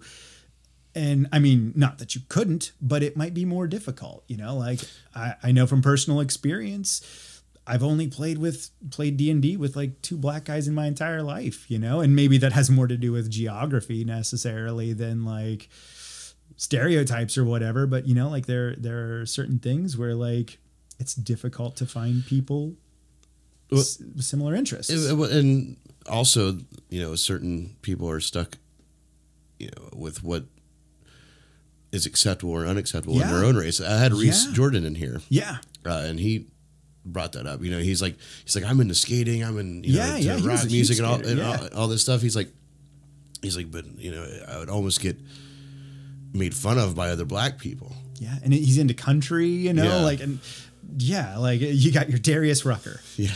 And that's it, you know? I mean, he's definitely a product of his upbringing, and that's Reese is half Akron, half Newark, you know, and that's what he is, you know, but the whole point of me even bringing it up was he was talking about how him having interest in these other things was almost like he was made fun of. Oh, you just trying to be white, you know, and stuff like that. And it was very frustrating to him, you know, and that's where he found solace in coming to Newark, you know, and, you know, being able to express that side of himself. But now, you know, moving here, now he's the black guy, you know, and like, so like he's got Reese has a very humble way of looking at life. And I really enjoyed diving into that with him. Yeah. You know, and, you know, watching or listening to his evolution of how, you know, he could have went one way and he decided to go another. And like, he could see him like water and oil, like trying to mix these two worlds together. And he's got it in his own way. And he's a very perceptive person. Yeah. It's almost intimidating. So, cause he's so quiet sometimes. You're like, what are you studying about me?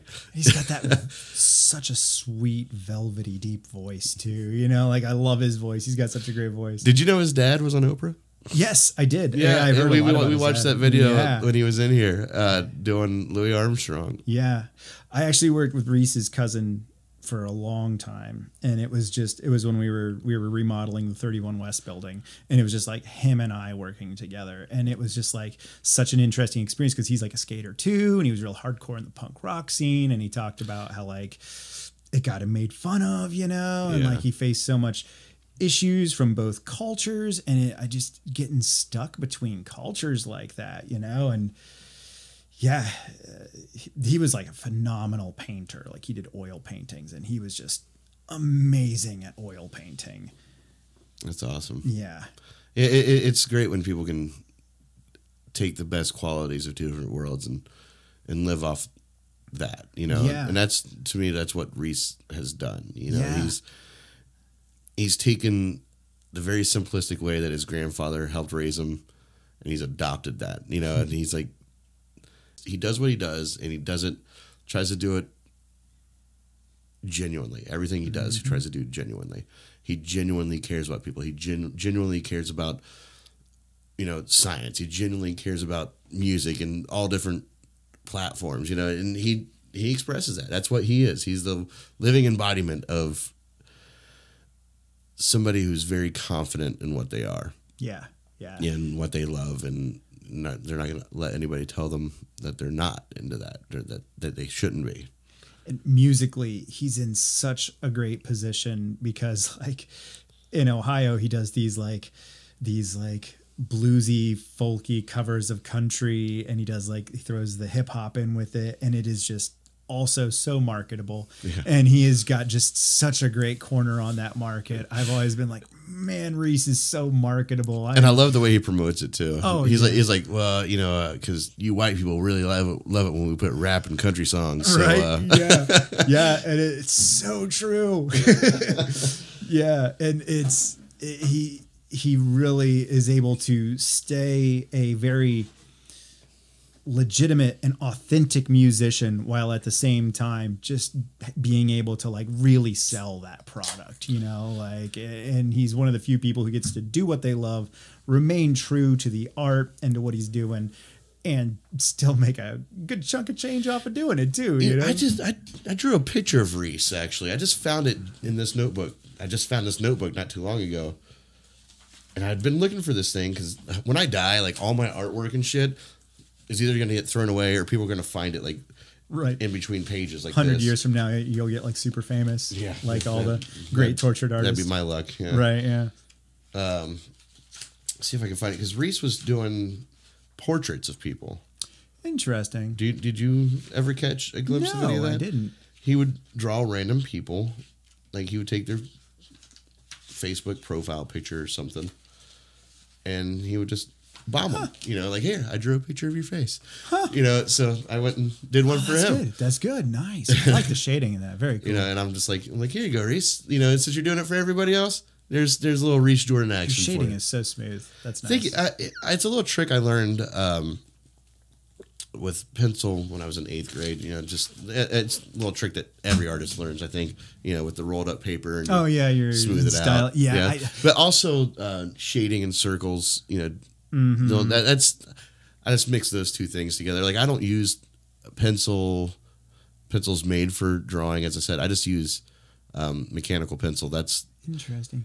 I'm addicted to the ebony pencils. You ever play with they're like a 12B on the scale. They're really soft lead and they're really dark, but you just can't erase anything with them. Yeah. It's like once it's there, it's there. You're not going back.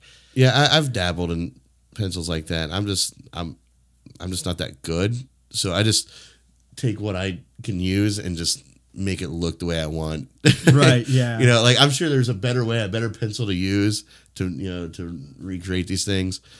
And unlike you, like I have to look at something. I'm the exact opposite. I can't draw faces. I could draw a face, but it will look like no one anybody knows. It will look like no one, and you'll be like, oh yeah, that's a good face. Who is it? I'm like, I don't freaking know. It's just a face. Yeah, see, I have to look at people. Can't do it. That's Mila Jovovich.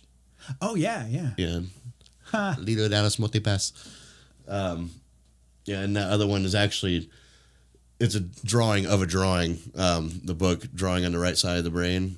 Okay. Or the drawing on the left side. I can't remember what it's called. It was one of the drawings in there, and I just set it down at the bar one day and just started redrawing it. I can just recreate things like that, but like it's a talent. But then, like being a comic book nerd, like you said, or a movie nerd, I have ideas. And I try to draw storyboards, and like they're just like glorified stick figures, and I cannot create these things. Right, the bubble stick figures. Oh my god, it's like I think like here's a Superman that I did. Was that pencil? It started. Well, it was pencil. Then I inked it. Okay, cool. What do you use to do your inking with? Is that fucking pen? Okay, cool, excellent, sweet. No, but you can see like it's so elementary. Just the way it comes across. I mean, I don't think it's elementary. I mean, I think the way you've got the hard contrasting shading's really cool on it. Like, because like James Thurber, right? The guy from Columbus, he was like basically blind, and he wrote all these little short stories, the Thurber House in Columbus.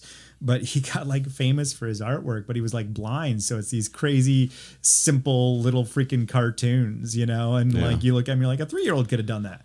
But at the same time, it captures something, and like there's like some about this that like I could see as like you being the artist being like, oh, it's simple, but at the same time, it captures the depth really well. Well, thank you, but the story behind it is like more what I'm interested. Like I had that cloth right there. I love cloth and the shading in cloth because it's the devil. Yeah, I think I have a really good story. Like I have all these storyboards that I'll write out, but I wish I could find somebody who was good at coming up with their own like visions and can just copy what I'm saying in words into illustrations. Yeah. You know, like I wish I could do that, because the story I have is I think it's a creative story. It's something I've actually been dabbling with since high school.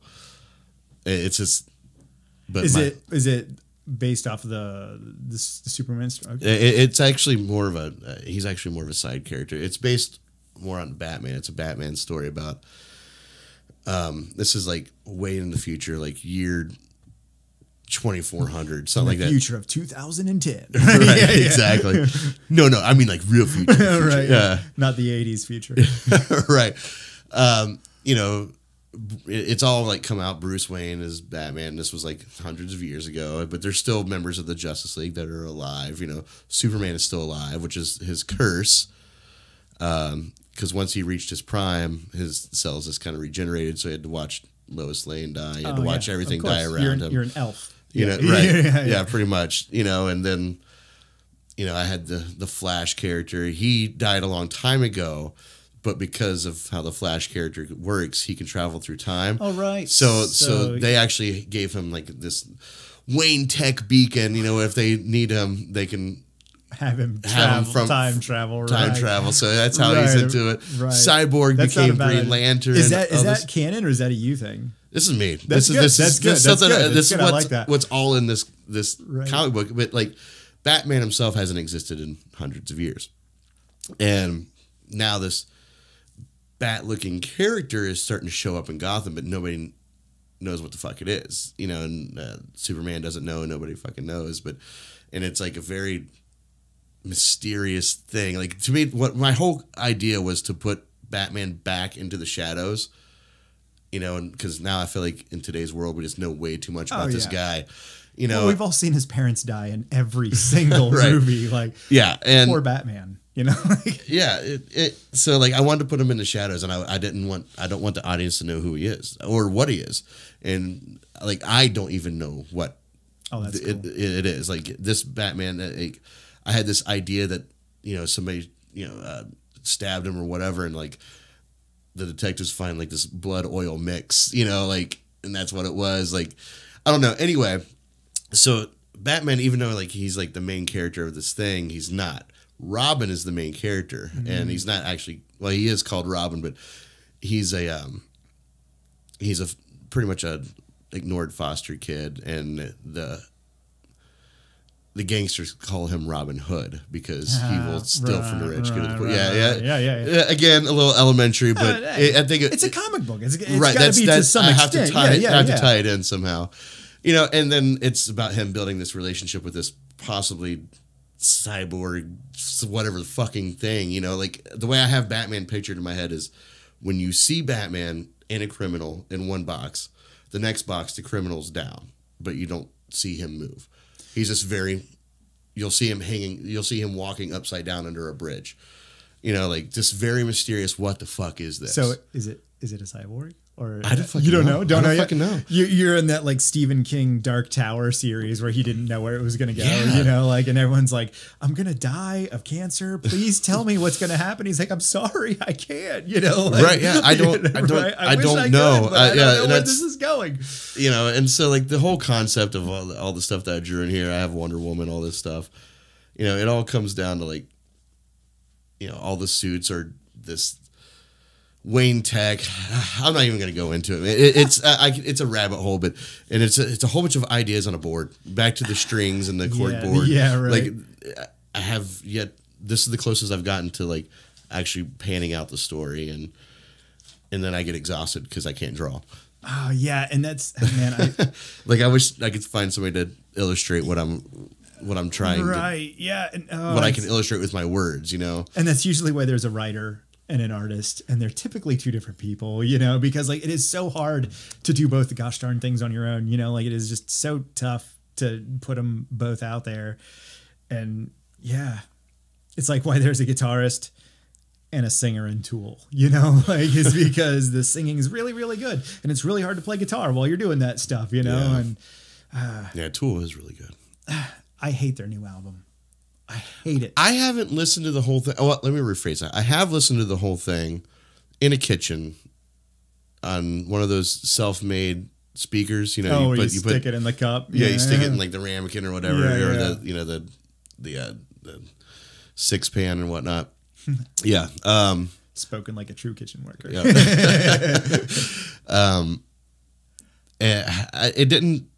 Nothing stuck out to me. No. It sounded very muddled. Like it was kind of the same, but I can't fairly assess the album because I haven't sat down and listened to it, which sucks because 10,000 Days I thought was great. I loved 10,000 10,000 Days grew on me. I didn't love it at first, but it grew on me. I listened to the new album on headphones at work because we can listen to headphones at work. I listened to it 3 times in a row in a single day. Just like put it on repeat, listen to it 3 times in a row. And I didn't have a single track on the album I fell in love with, you know? And they've got that thing where behind him on stage, I got that 7-pointed star. And then on the album, there's a bunch of songs that are in 7. And like, it just feels a little too on the nose for me. And I don't know. I cannot get into it, you know? And like, I love a lot of their polyrhythms and stuff where they like jump around between time signatures. So to have this like 7-pointed star on stage, which is basically just like, yeah, this song's in 7, check it out, count along, you can do it now, you know? It just feels, I don't know. Paint my numbers. Yeah, I couldn't get into it. I haven't given it enough time, or any really, beyond just listening to it in that one kitchen. But 10,000 Days I love. 10,000 Days is good. I've always considered that to be like Tool's Wall album. Really? Yeah. Really interesting. Because there's like a connective story.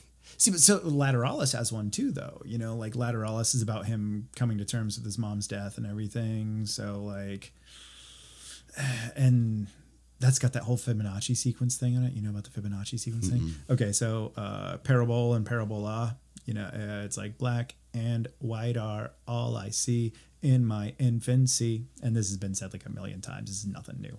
You can see videos on this. But okay, so the Fibonacci sequence is 1, 1, 2, 3, 5. So you're adding 1 + 1 = 2, 2 + 1 = 3, 3 + 2 = 5, 5 + 3 = 8. And it just goes on forever, right? So black, 1, and 1, white are 2, all I see 3, in my infancy 5, red and yellow then came to be 8.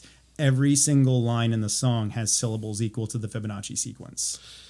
See, that's and I'm over here just playing Wonderwall, man. Right? Like, right? Yeah. I'm so musically ignorant. Yeah, it's unbelievable. I made a living off of it for 3 years. It's fucking. And that's why I can't make a living, because I'm obsessed with that stuff. And no one wants to hear you play a song in 13. I was like, I can't dance to this. Like, I'm just stumbling all over the place. I'm like, yeah, but it's cool. It's in 13. Count it. And I was like, no, I didn't come to count. I can see you on stage. Count it. Count it. Seriously. Damn it. I'm going to clap every time. Right. Yeah. Right. This is the one. 1, 2. Right. Yeah. Chelsea hates it because I play like songs in weird time signatures and I force her to count them. And I'm like, this is how you're going to learn how to play my music. like, because we were in a band together and we wrote a lot of stuff that was in really odd time signatures. Oh, I have your album on my tablet. What I would do at open mics and stuff, I would play all local music in between. Yeah. So I had cool. What was the name of that band? This Nation Will Devour Us. Yes, that's not a lengthy name. Yeah, because all I can remember is just the letters, but I could never remember. TNWDU. I was like, this nation will die. I can't remember. Right. Yeah. No, it's a good album though. Like it was fun. People always ask me like, who the hell is that? I'm like, oh, it's this some band out in New York. It was always, I can never remember the name of the band. It was always so fun playing because we play like a lot of metal shows and stuff like that and punk shows. And so like everyone would be like dancing for all the other bands. And we get up there and everyone would just stare at us. And like, it's like, are they like staring at us because they like us? And we played in a way that there was like no gaps between songs and we didn't talk. We just played straight through the whole album. True introvert set. Right. Yeah. And so like we'd get done and everyone would just like, And they just look so confused. And we're like, do they like it? And like everyone paid a lot of attention, but we could never figure out if they liked us or not, and I feel like that doesn't always lend itself to making money doing it. Yeah. I sold my soul for sure. Yeah. Cause when I first started music, I was more known for my originals. Really?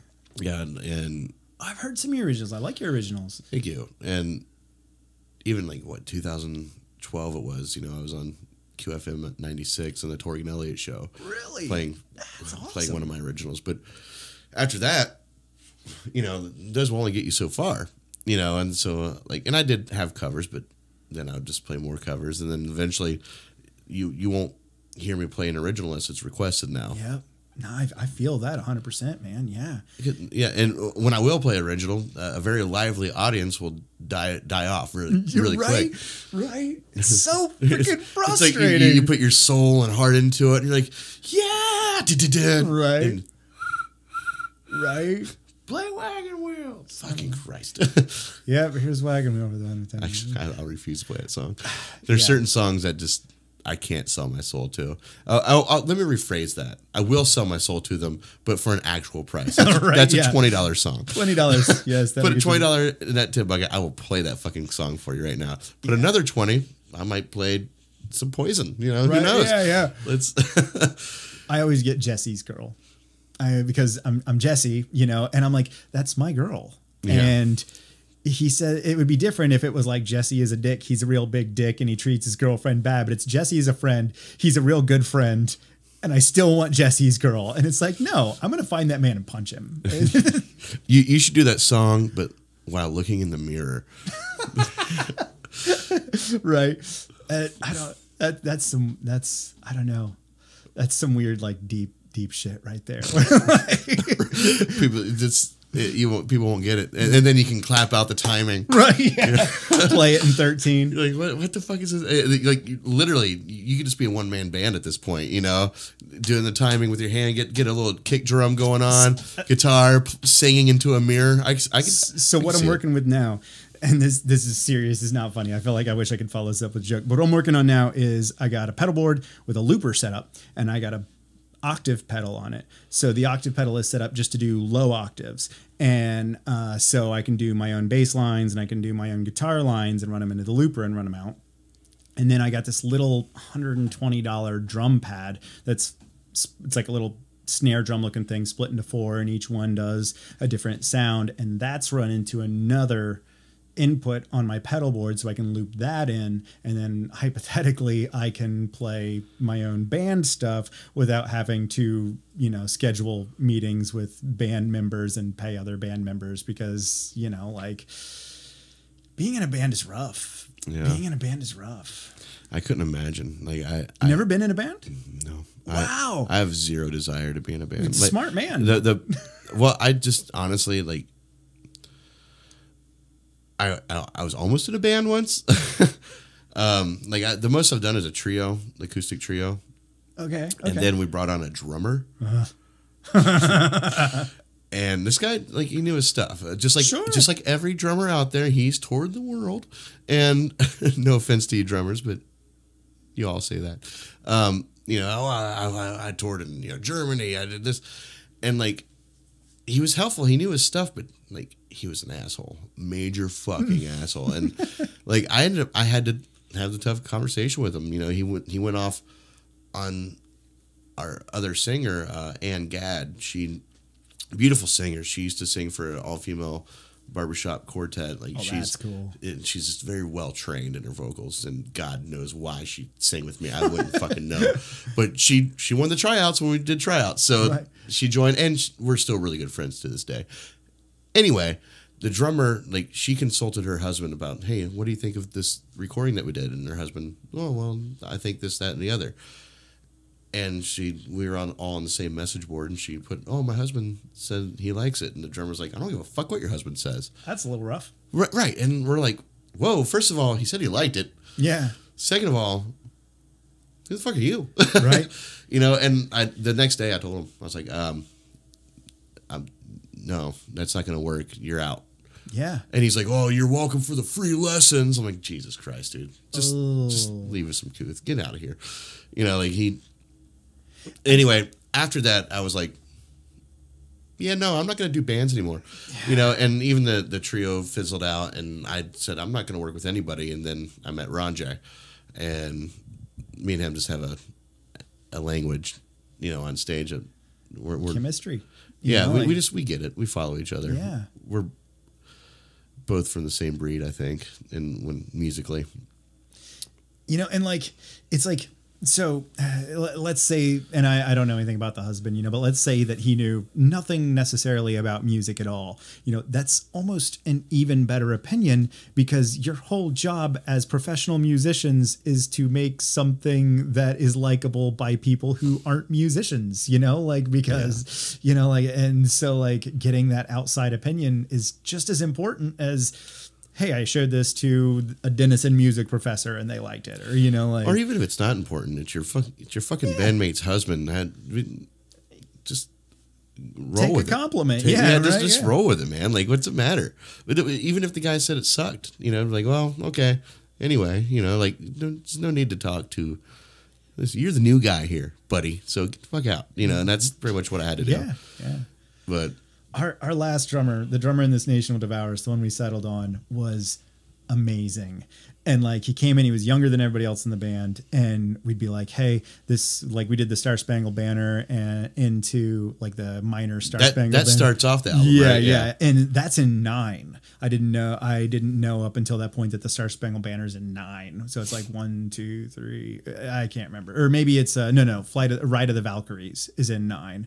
And but regardless, so we like, yeah, this is in 9. And he's like, oh, cool, 9. And he just starts playing a 9. And we did something in 5. And he's like, is it like a 10/8 5 or is it like a 5/4? I'm like, more like a 5/4. He's like, okay.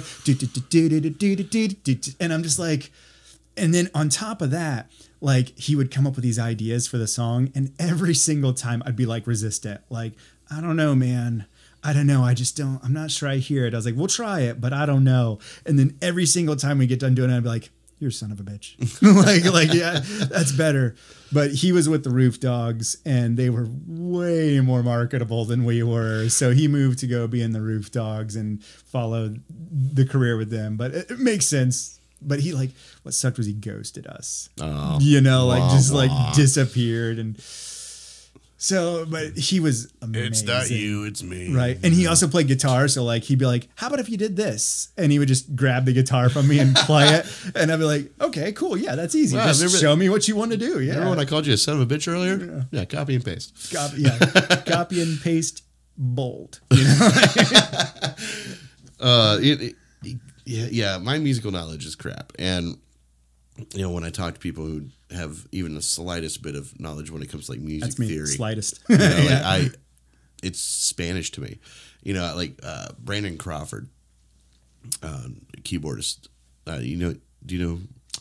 I might know him if I saw him. A lot of the musicians I met while I was drunk. So, you know, like, right. He did dueling pianos for a very long time. He lives out here. Okay. And I know you've seen him. You've had to have. Yeah. But he is a phenom when it comes to this stuff. And the thing is like, he hates it. Like, he doesn't like music. Let me rephrase that. He doesn't enjoy entertaining. Okay. But he does it because he's good at it. Right. You know, and he would just sit there and he would just tell me, like, yeah, well, my music teacher, whenever I was in class, she'd be like, hey, I need someone who can, you know, play the violin. Crawford, can you play the violin? He's like, no, but I'll start tomorrow. And like, he would come in, like, he can pick stuff up, and he just understands things. He understands, you know, the English of it. And so he hired me to come out to a show once, and I told him no. Like, no, buddy. Right? He's like, well, no, it's a live band thing, and we just kind of just roll with the punches and see what happens. No. That's exactly it. I'm like, no, I don't do that. Right. And I was like, that's not what I do, you know? And then he talked me into it. He's like, just come out. I don't give a shit how bad you are. He's like, just come out. They just want a band up there. He goes, I'll be the show. You just come out. They just turned down your amp. There you go. That's exactly what happened. Oh shit! Really? Yeah. Well, I turned down my own volume. Oh, okay. Because that's what he told me to do. He like, and it was only on certain songs. He's like, listen, if you don't know the song, just turn the volume down and pretend like you're playing. I'm like, are you fucking serious? I'm not fucking doing that. Halfway through, I'm like, no clue, turning this down, and I'm pretending. Just unplug your guitar and drop the Yeah. right. Yeah, it was. I told him, I said, I'm never doing that again. Yeah. I cannot, because he's up on stage like, oh, I need, beef. I need B flat 7 and whatever. Yeah. I'm like, I don't speak this ching chong language. Like I have no idea. Right. Like, you mean a B? I can do a B. Right. Yeah. Right. This B? Yeah. That's only B in it. Right. Or up 1 fret B, down 1 fret B, down 1 fret B, up 1 fret C. Right. See, now you've lost me. But even talking to Anya. Oh yeah, dude. Anya, she's very musically knowledgeable. And I'm like, I feel dumb, like when I talk to people like that, and it's almost a bitterness now. It's like to where when people bring up music theory, I'm like, I don't fucking know. What are you asking me for? Like do you play keyboard at all? Up until 3 months ago, I had a really nice keyboard in here, a really nice one, and No, guitar is the short answer. Guitar is the worst teacher of theory because it makes no sense on guitar. You look at a guitar and it's like, who the hell laid this thing out that way? It makes it, but on a piano, theory makes so much more sense. And I only know like the very, very basics of theory. I'm not like I watch these videos of people. I just watched a 2-hour video of this guy breaking down "Girl from Ipanema" and how it's like the craziest fucking song in the entire world. It's the most recorded song in human history. Think about that. "Girl from Ipanema" is the most recorded song in human history. Oh. Bizarre. But he breaks down like how there's this hidden melody and this implied counter thing and like 2 hours of "Girl from Ipanema." And I'm just like enamored, only understood about 6% of what he's saying. But music theory makes so much more sense on piano. And if you can like pick up the basics of theory from piano, I find that when I'm trying to learn a new song, I'll like figure it out on keyboard first. Yeah. And then take that knowledge to guitar because I feel so much more comfortable on guitar. It's like, oh yeah, I know how to do the guitar. But like on a keyboard, I'm like, okay, I think this is right. I'm counting like 1, 2, 3, 4, 5. Okay, we got to play my scale. 1, 2, 3, do, re, mi, fa, sol, la, ti, do. So that means that this is the third and that's that. Okay, there we go, But then I take it to guitar and I'm like, bling, and keyboard is definitely the way to go if you want to learn. Yeah, Crawford theory. told me that too. Yeah. Crawford lived here for about 3 months. Oh, and he's like, hey, I can teach you some basics on that keyboard. Because I only knew one song on the keyboard, and it was a song I wrote. And I was very proud of it because it's like a 9-minute fucking thing. Damn. And I used both hands. Hey. But I didn't think I could do that, but like I played that and he's like, oh, so you know your basics. Like, dude, no, all this was by ear. Right. I worked at Westminster Thurber Communities downtown Columbus, and there's a grand piano in every fucking room, and I didn't have a car, so when I was waiting on the bus, I just sat there, pecked at these keys, and after about 3 months I came up with this song. It's like the Japanese people that you see doing like anime themes and they're singing like perfect English, but they can't speak English at all. I learned this phonetically, like this is all I can say. And yeah, it's the like I could pick out tunes, just dabbling. I can do it all by ear, but like you give me notes or anything, I can't do it. Right. I didn't even know the names of the keys, what letters they were. I still couldn't tell you the letters on the guitar string. Really? Yeah, I think E, G. So can I tell you my wife's mnemonic? You're going to love this. My wife started teaching a girl who's 8 how to play guitar. And I'm like, babe, you're going to need a different mnemonic to remember the strings because your mnemonic doesn't work for an 8-year-old, because her mnemonic from the low E string to the high E string is every acid dealer gets busted eventually. And I'm like, so I use everybody gets dogs at Ernie's from the opposite way. You probably shouldn't teach the 8-year-old, 7-year-old, every acid dealer gets busted eventually. That might bring up a whole new series of conversations. Yeah. So now every acid dealer gets busted eventually. Well, I also play a half step down, so it's every flat acid flat. Yeah, but it basically comes down to I do everything by ear, and that's why Ron J and I work out together. You know, because he's ear as well. You know that if you yell the letters out to him, I don't fucking know. He's just play it, and I'll see what I can follow along with.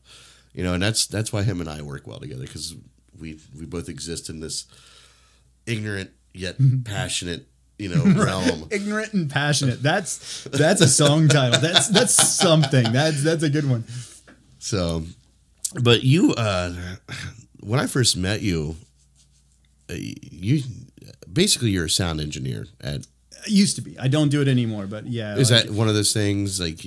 Aren't once a sound engineer, always a sound engineer? Yeah, it makes you hate music forever. Right. Every time I go to a show, I'm just like angrily critiquing the sound. Like, why'd they do that? You know? Oh, yeah, I can only imagine what you thought of my shows. Like when you're trying to show me how to use that Behringer board, and like it was like, again, like you're speaking Spanish to me, and like, well, this one brings up the tone, the decibels, and I'm like, which one's the volume knob? Right. I don't know. These three, like legitimately, these three are the volume knob, and you need to know how to balance all three of these volume knobs. Yeah, and that's why I don't have hair anymore.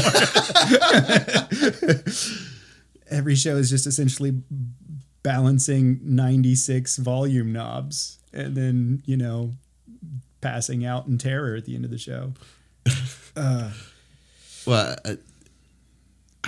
Jen, I know Jenna loves your expertise when you go to her open mics. Yeah. We won't touch that one, but so you were at 31 West? Yep. Yeah, 31 West. Before that, I ran sound at Tony's, doing the open mics at Tony's for freaking ever. All right, so who ran open mic first?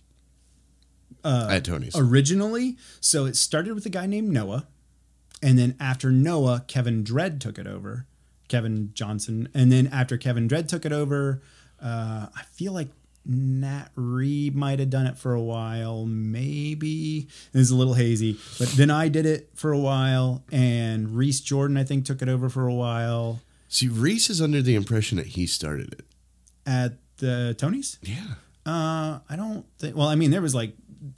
I know that there were people like way back, like before I was doing it. Yeah, because he was telling me, like, well, I started, and he's like, I'm the one that came up with the Sundays and all this stuff, and which I'm not saying he's lying at all or anything like this, but like when I brought it up to somebody else, they're like, well, no, he didn't. I was like, well, he seemed pretty confident.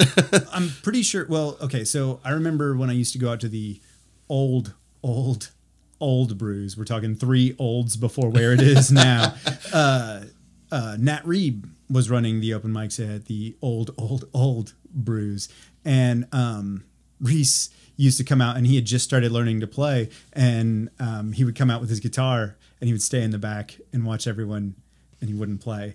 And then so like I remember seeing some of Reese's first shows, and he was always like really great. And when we first saw him play, we're like, why didn't he ever play? He's so introverted. He is. Well, I, in some ways, at the same, well, he's like an introvert, like I know that I am, like if I go to a place,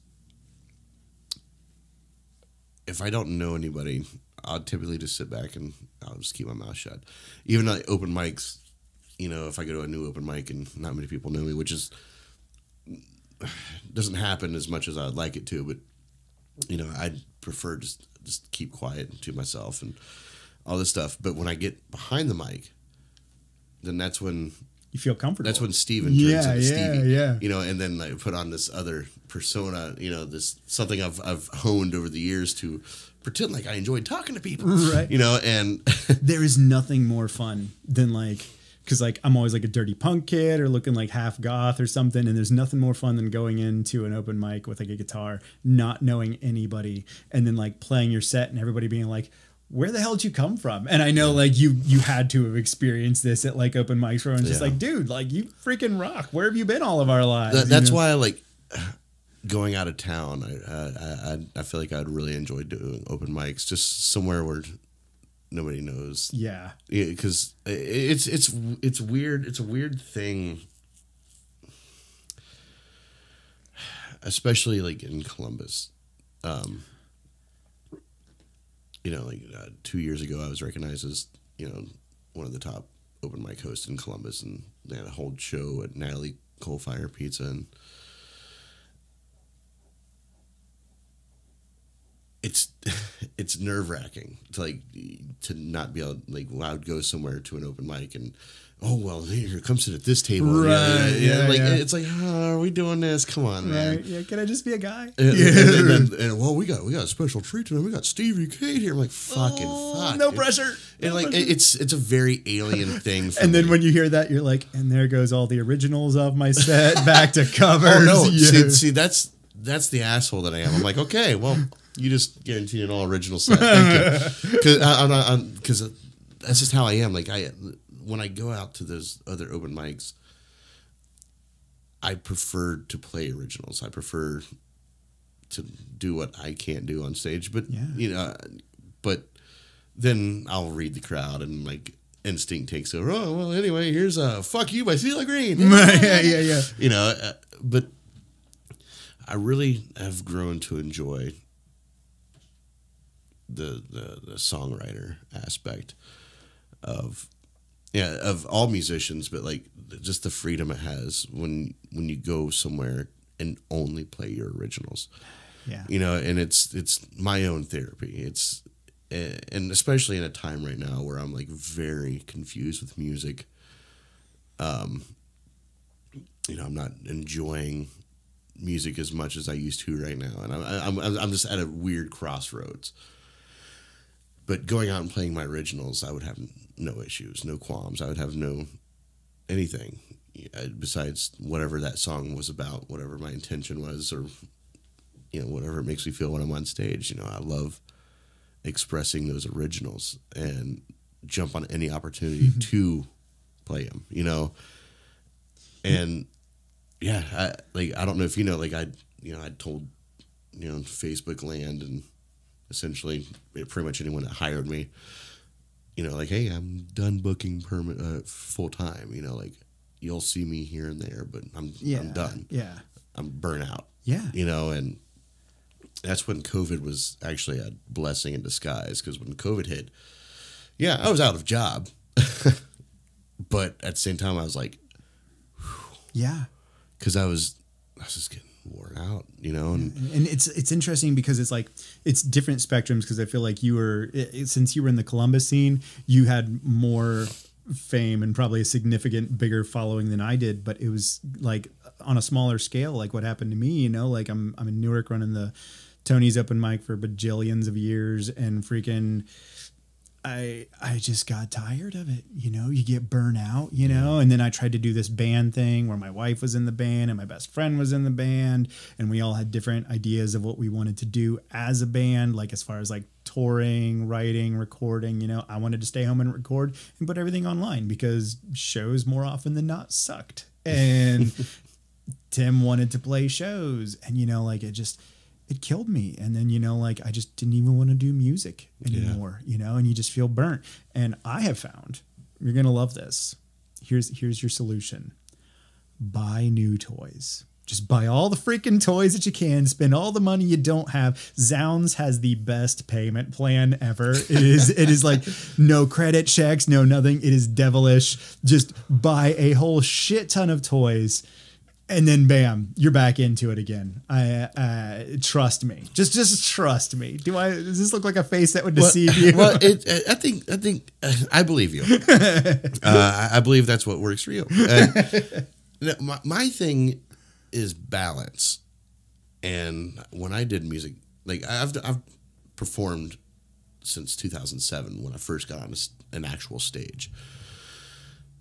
But I dove deeply into it. Like I got on my first stage in 2007. I was running my first open mic in 2008. Damn. Yeah. You know, and I was taking the place of Tom Klein, you know, big name in Columbus, and you know, and so like I have a knack for doing that, just like diving right into the muck and just figuring things out, you know. But when I did music full time, like I was so focused on it that I didn't leave room for much else. And then I started doing YouTube things, which were just me just holding my phone up and recording. But now there's more production behind it, and then bringing this on and starting my relationship with Anya, and then needing an actual job when COVID hit. Now there's this balance that I'm trying to discover that I need. And I am beginning to miss music more, but I'm not missing what I did. Yeah. You know what I mean? It's different now because like the music, the drive is always there. But at the same time, for me personally, like I'm not as interested in going and playing out. I just want to make the music, you know? Well, I enjoy playing out, but like I want to do more. I want to go back to my original stuff. Yeah, and that's definitely. I want to go that route. Yeah. And not even go that route. Just like if you see me out randomly, I'm probably just gonna play my originals unless I'm being paid by like Papa Boo's or who the fuck ever. Yeah. Whatever. It sucks that pays. Like it sucks that covers pay. Well, that's where Ron J comes in. Ron J is what helped me get out of my own head. And I can vent to him behind the mic. Or he'll take me out of a moment because we don't really play this song the same way twice. So it's always something. Always fun. It's always something new. It's different. When I'll go different directions. I'll test him. He'll test me. And it just it works. So now I'm trying to like solidify this career that I built. So now take away 90% of the shows I've been playing and stick to the higher end places and do them freckled out throughout the summer. Yeah. Get out, Film Trigger, get out Studio 47 podcast, and I want to learn more about myself. I want to learn more about people. I want to learn. So this is the balance I'm trying to figure out right now. And I'm like in like infancy of this balance, but this podcast is a product of that. And if you listen to the first podcast that I put out, it was like an interview. Like I was like, okay, so what's your goals with your company? And it sucks because it was a good friend of mine. He owns ZTP Magazine out in Columbus. But now I want to bring him back and like, hey, listen, I've changed the form. Let's do this a little different. Yeah. It was only an hour and like I was waiting for that hour to hit. Like, okay, let's be done. Are we going too late? Oh shit, it's already 9:00. I don't even pay attention. Yeah, if you're ready to go, let me know. I should go fairly soon. Okay. But yeah, basically, now I'm just trying to find a balance and figuring out what that balance is and not trying to put all my focus into one thing, because that's the biggest habit that I have is I'll put all my focus into one thing and then I tunnel vision it and I leave everything else out. You know what's interesting is in my therapy sessions, I recently found out I always said that I didn't have ADHD because I was too focused. And when I do something, I get really, really focused. I'm like, so obviously I'm not attention deficit because I pay hyper attention. And my therapist is like, that's what that is a form of ADHD. And I was like, oh, good. So then I must really, for me, that balancing thing for me is essentially like, I would imagine it like a person standing on one end of a teeter-totter and then just jumping to the other side. And that's basically how I balance. It's just jump on one side and keep jumping on that one side for a while and then just jump back to the other side. And keep, my life is a constant, like pendulum effect. Like I just look at this way. All right, let's go all the way back this way. And then eventually I'll figure out in the balance over time. I'll settle in the middle somewhere. I haven't found that middle spot yet. I'm somewhere, I'm about, I don't know. I'm not 100% on one or the other, but I'm definitely not in the middle yet. So, and I thought that like being because I've been sober for a little over a year now, I don't drink, don't do anything anymore. And I thought that was going to like help my pendulum. Turns out it just makes me like, it takes away all the anxiety of the pendulum. And now I'm just like swinging free and it's a lot more energy involved in it. And Chelsea's like, okay, I just need you to knock it down. You're at a 15. We need you at a 3. And I'm like, no, I'm just so excited and sober. And so what made you quit drinking? So and I feel like I can say this, my wife has been drinking heavily since she was 14 years old. And so like she was a functional alcoholic, and I was getting blacked out drunk every single weekend, and we just fought constantly when we were drunk, like there was not a time that we got drunk and didn't have a fight. So, like eventually we both just decided, like maybe we should try sober from alcohol. And then on top of that, like we're at an age where like we drink like 3 beers and wake up feeling like super shit the next day. And it's like, wow, I didn't even like get drunk. I just feel like shit. And so we just decided to stop, and it's hugely improved our relationship. Like we don't, I mean, we still fight, we're married, but we don't fight nearly as much.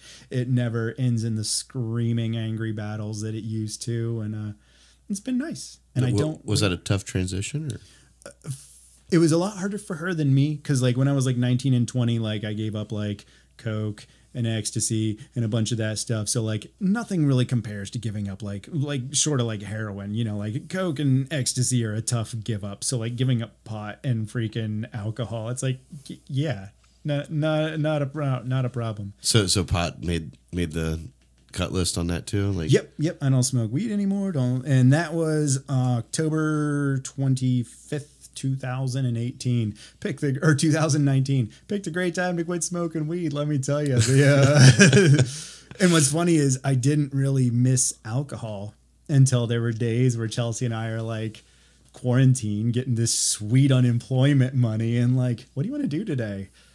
Really wouldn't mind just getting some booze, Right. Like, oh yeah. Like it's the perfect time to just sit around and drink, but we held strong. And I realized that a huge part of my anxiety, like I smoked weed for 20 years, like I smoked weed from right after I gave up all the other drugs. I was like, well, weed keeps me off of hard drugs, and then and so like I realized later that like weed played so hard into like this background anxiety that I had, where like it kept me from doing so many things in life. Like I didn't get my license until I was 38 years old. Like I never had a license until I was 38 because I was so anxious I could just never go get it. And then I quit smoking weed and got my license. I could see that. That's I told you before, like I don't smoke often, like at all, really, in comparison to the way other people smoke, because it makes me so anxious. That's why if I do it, it's a bedtime thing. I'll take a gummy or smoke some pot and then watch a movie and go to sleep. But like if it involves people, or public, the P words, man. If it involves the P words, I'm like I can't do it. Like I almost envy these people that like, oh, when I smoke pot and go on a nature walk, like, oh, that sounds great. Yeah, I tried that once. It sucked because I was hiking for a long time, and like I was like, oh, I'm going to get stoned and go hiking. And, I think it's really going to do it. The whole fucking time I was there, I was like, this person knows I'm fucking stoned. They know, right? Right. I wish I couldn't. I wish I didn't have that paranoia, because that's what sets off my anxiety. But like when I'm at home and I'm watching a movie, chill, right? That's just me, Yeah. But something that Chelsea and I have realized since we've given it up is how much of our lives, and I'm not just talking about monetarily, like we have money now, which is crazy. We would like take our weed and put it in a little pill thing and break up a quarter. So it was like a gram every day. And we would make sure to like only smoke that much because we got pretty hard into it for a while. I'm like, okay, we can't spend $200 a week on it, but regardless.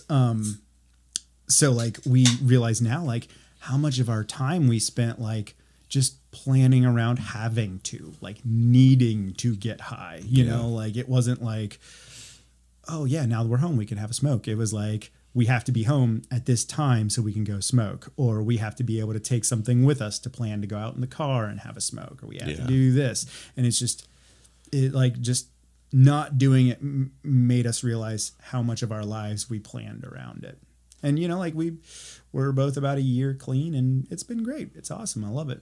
That's good, man. That's I'm happy for you, and it's always inspiring to, listen to somebody's success story when it comes to that, because I like to drink, and I always wonder, like, can I let that go?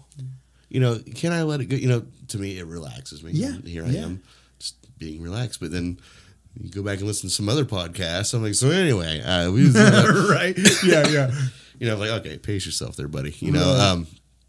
It's something that I've always flirted with, but like, I don't know. In my mind, I'm like, I don't feel like I need to. Right. But then, I did that podcast with Robert and Mindy, who lives across the street here, and like listening to them, like, like it was so weird. Like we took our first break and I'm like, right. Yeah. Even Mindy was like, well, yeah, I'll have a drink too.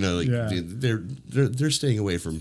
There's different levels of sobriety, right. And I mean, like everybody has their thing. And for me, it was, like about the Coke and the ecstasy and Adderall. Man, I loved Adderall. It really helped me draw.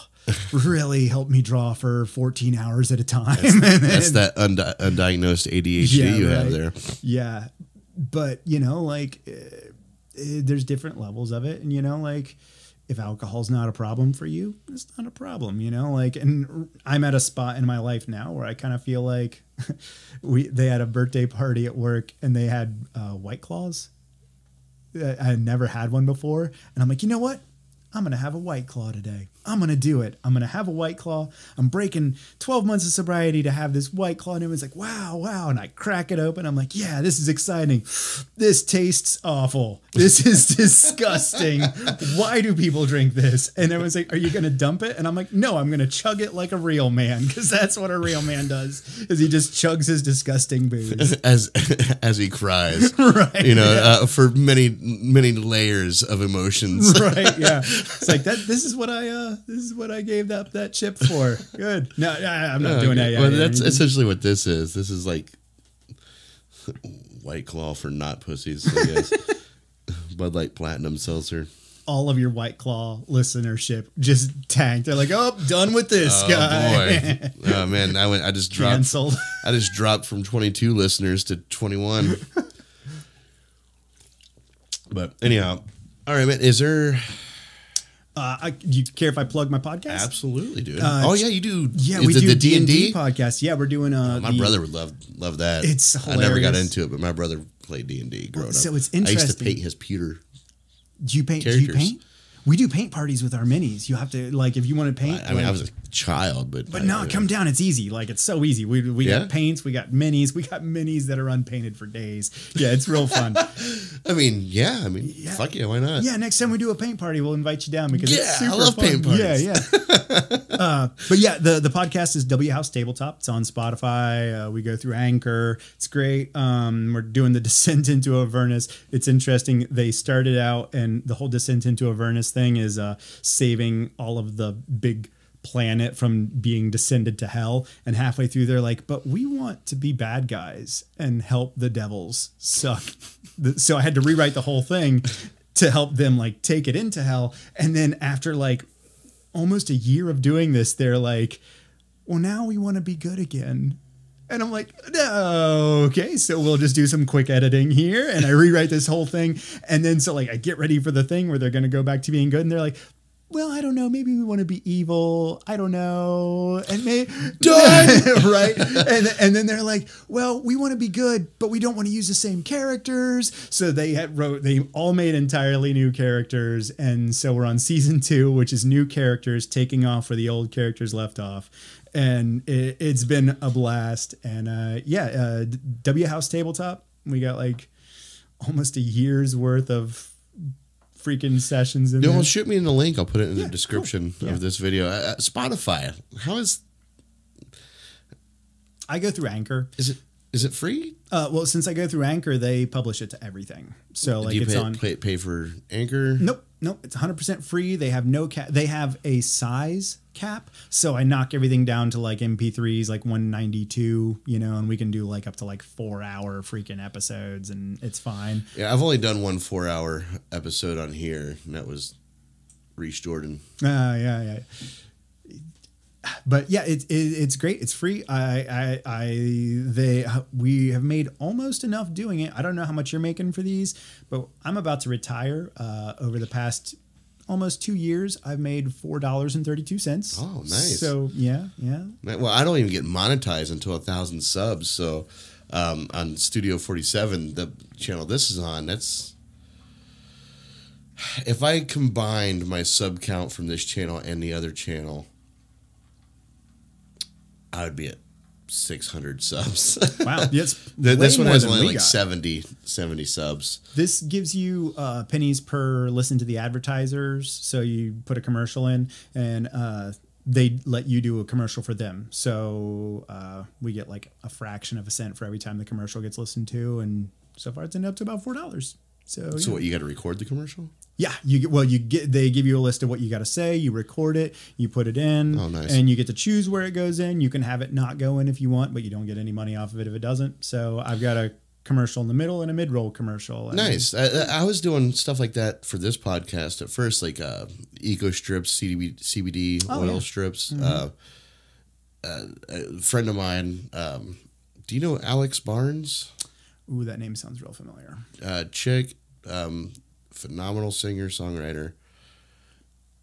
Anyway, she's from this area, is now in Nashville trying to become a songwriter, not a performer. That's where all the money is. Not a performer, but an actual songwriter. Yeah, she's doing all the things right now. Her dad started a CBD company, and like I put on Facebook, I'm like, does CBD work, whatever? And he sent me this big bag of like, he's like, yeah, these are like Listerine strips. Oh yeah, I've seen this. You know, and like he's like, here, this is my new company, and I was like, well, do you care to be a sponsor for the podcast? And so I started doing that, and then I brought on a few other people, local people, and all that stuff. But then I stopped because nobody was sharing the podcast. Like nobody was like. So the companies themselves weren't like helping you distribute or anything, right? Yeah. You know, and then I was like, well, you know, if I mention you, well, just mention me. That's all. Right? Yeah. You know, a little something. You know, but no, it never happened. And I thought, well, no, you got to pay your dues, Steve. And then I'm like, well, you know what? I'm just gonna not go through the hassle because I was pre-recording all that, you know, beforehand, and I was like, you know what? I'll wait until. If this ever goes anywhere, then I'll wait until somebody asks me, you know. Yeah. But it's 77 subs, you know, for this channel. Bad. Dude, we got like 20 freaking viewers of our podcast. Yeah. So like, I mean, I look, it's interesting. I like it. And like I said, they distribute it to Spotify. They distribute it to Apple podcasts. They distribute it to like, I think I'm distributed to like 7 different big ones. I can't remember all. And what's the name of that again? Anchor.fm. I love them. I'm going to have to check it out because I've been wanting to go the actual podcast route. And there's nothing saying you couldn't keep it on one thing and put it on another, you know, like, yeah, they're great. I like them. Cool. All right. Well, but yeah, thanks a lot for having me. This has been fun. It's my pleasure, man. I really enjoy bringing people that I specifically, as much as I like having friends here, like I enjoy bringing somebody new that I don't really know very well. Yeah. You know, like I've known Reese for 10 years. Wow. But I've never knew Reese. Yeah, you know what I mean? Yeah. I've known you for like 3 or 4 years, but I don't really know you. Now I know you better. Yeah, you know each other better. Yeah, yay, BFS, and I got your phone number. Yeah. I'm gonna take a selfie and send it to you when I'm taking a bath. Sexy. Miss you. So I'm gonna have to put you in my phone as. Somebody's fax machine. So when Chelsea sees it, I'll be like, "Oh, that's just a fax machine number. It's not a." I can record like the fax sound, you know, whenever I leave a message. You message and Secret Lover starts playing. Secret Lover. God damn it! Why did I choose that ringtone? It's a bad idea. So transparent. All right. Mr. Jessey Winkler, thank you so much for coming over. I appreciate you, man, and you're welcome to come back anytime and just chat about whatever. And I do want an update on some BVS, man. Yeah, you got Ultimate Edition. Yeah. I have a hard copy if you want to borrow it. No, don't. I don't have anything that plays anything like that. I will find it and I will watch it. even if I have to pay for it, I'll do that because I love watching things that I hate just to prove that I hate them. All right. Well, with that being said, we're going to end off on that. So thank you, Jess. Appreciate you coming over. And yeah, I'll put the link to his podcast in the description below. All right, everyone, have a good weekend, weekday, whatever. Love you. Bye. That was fun. I do really have to pee, though.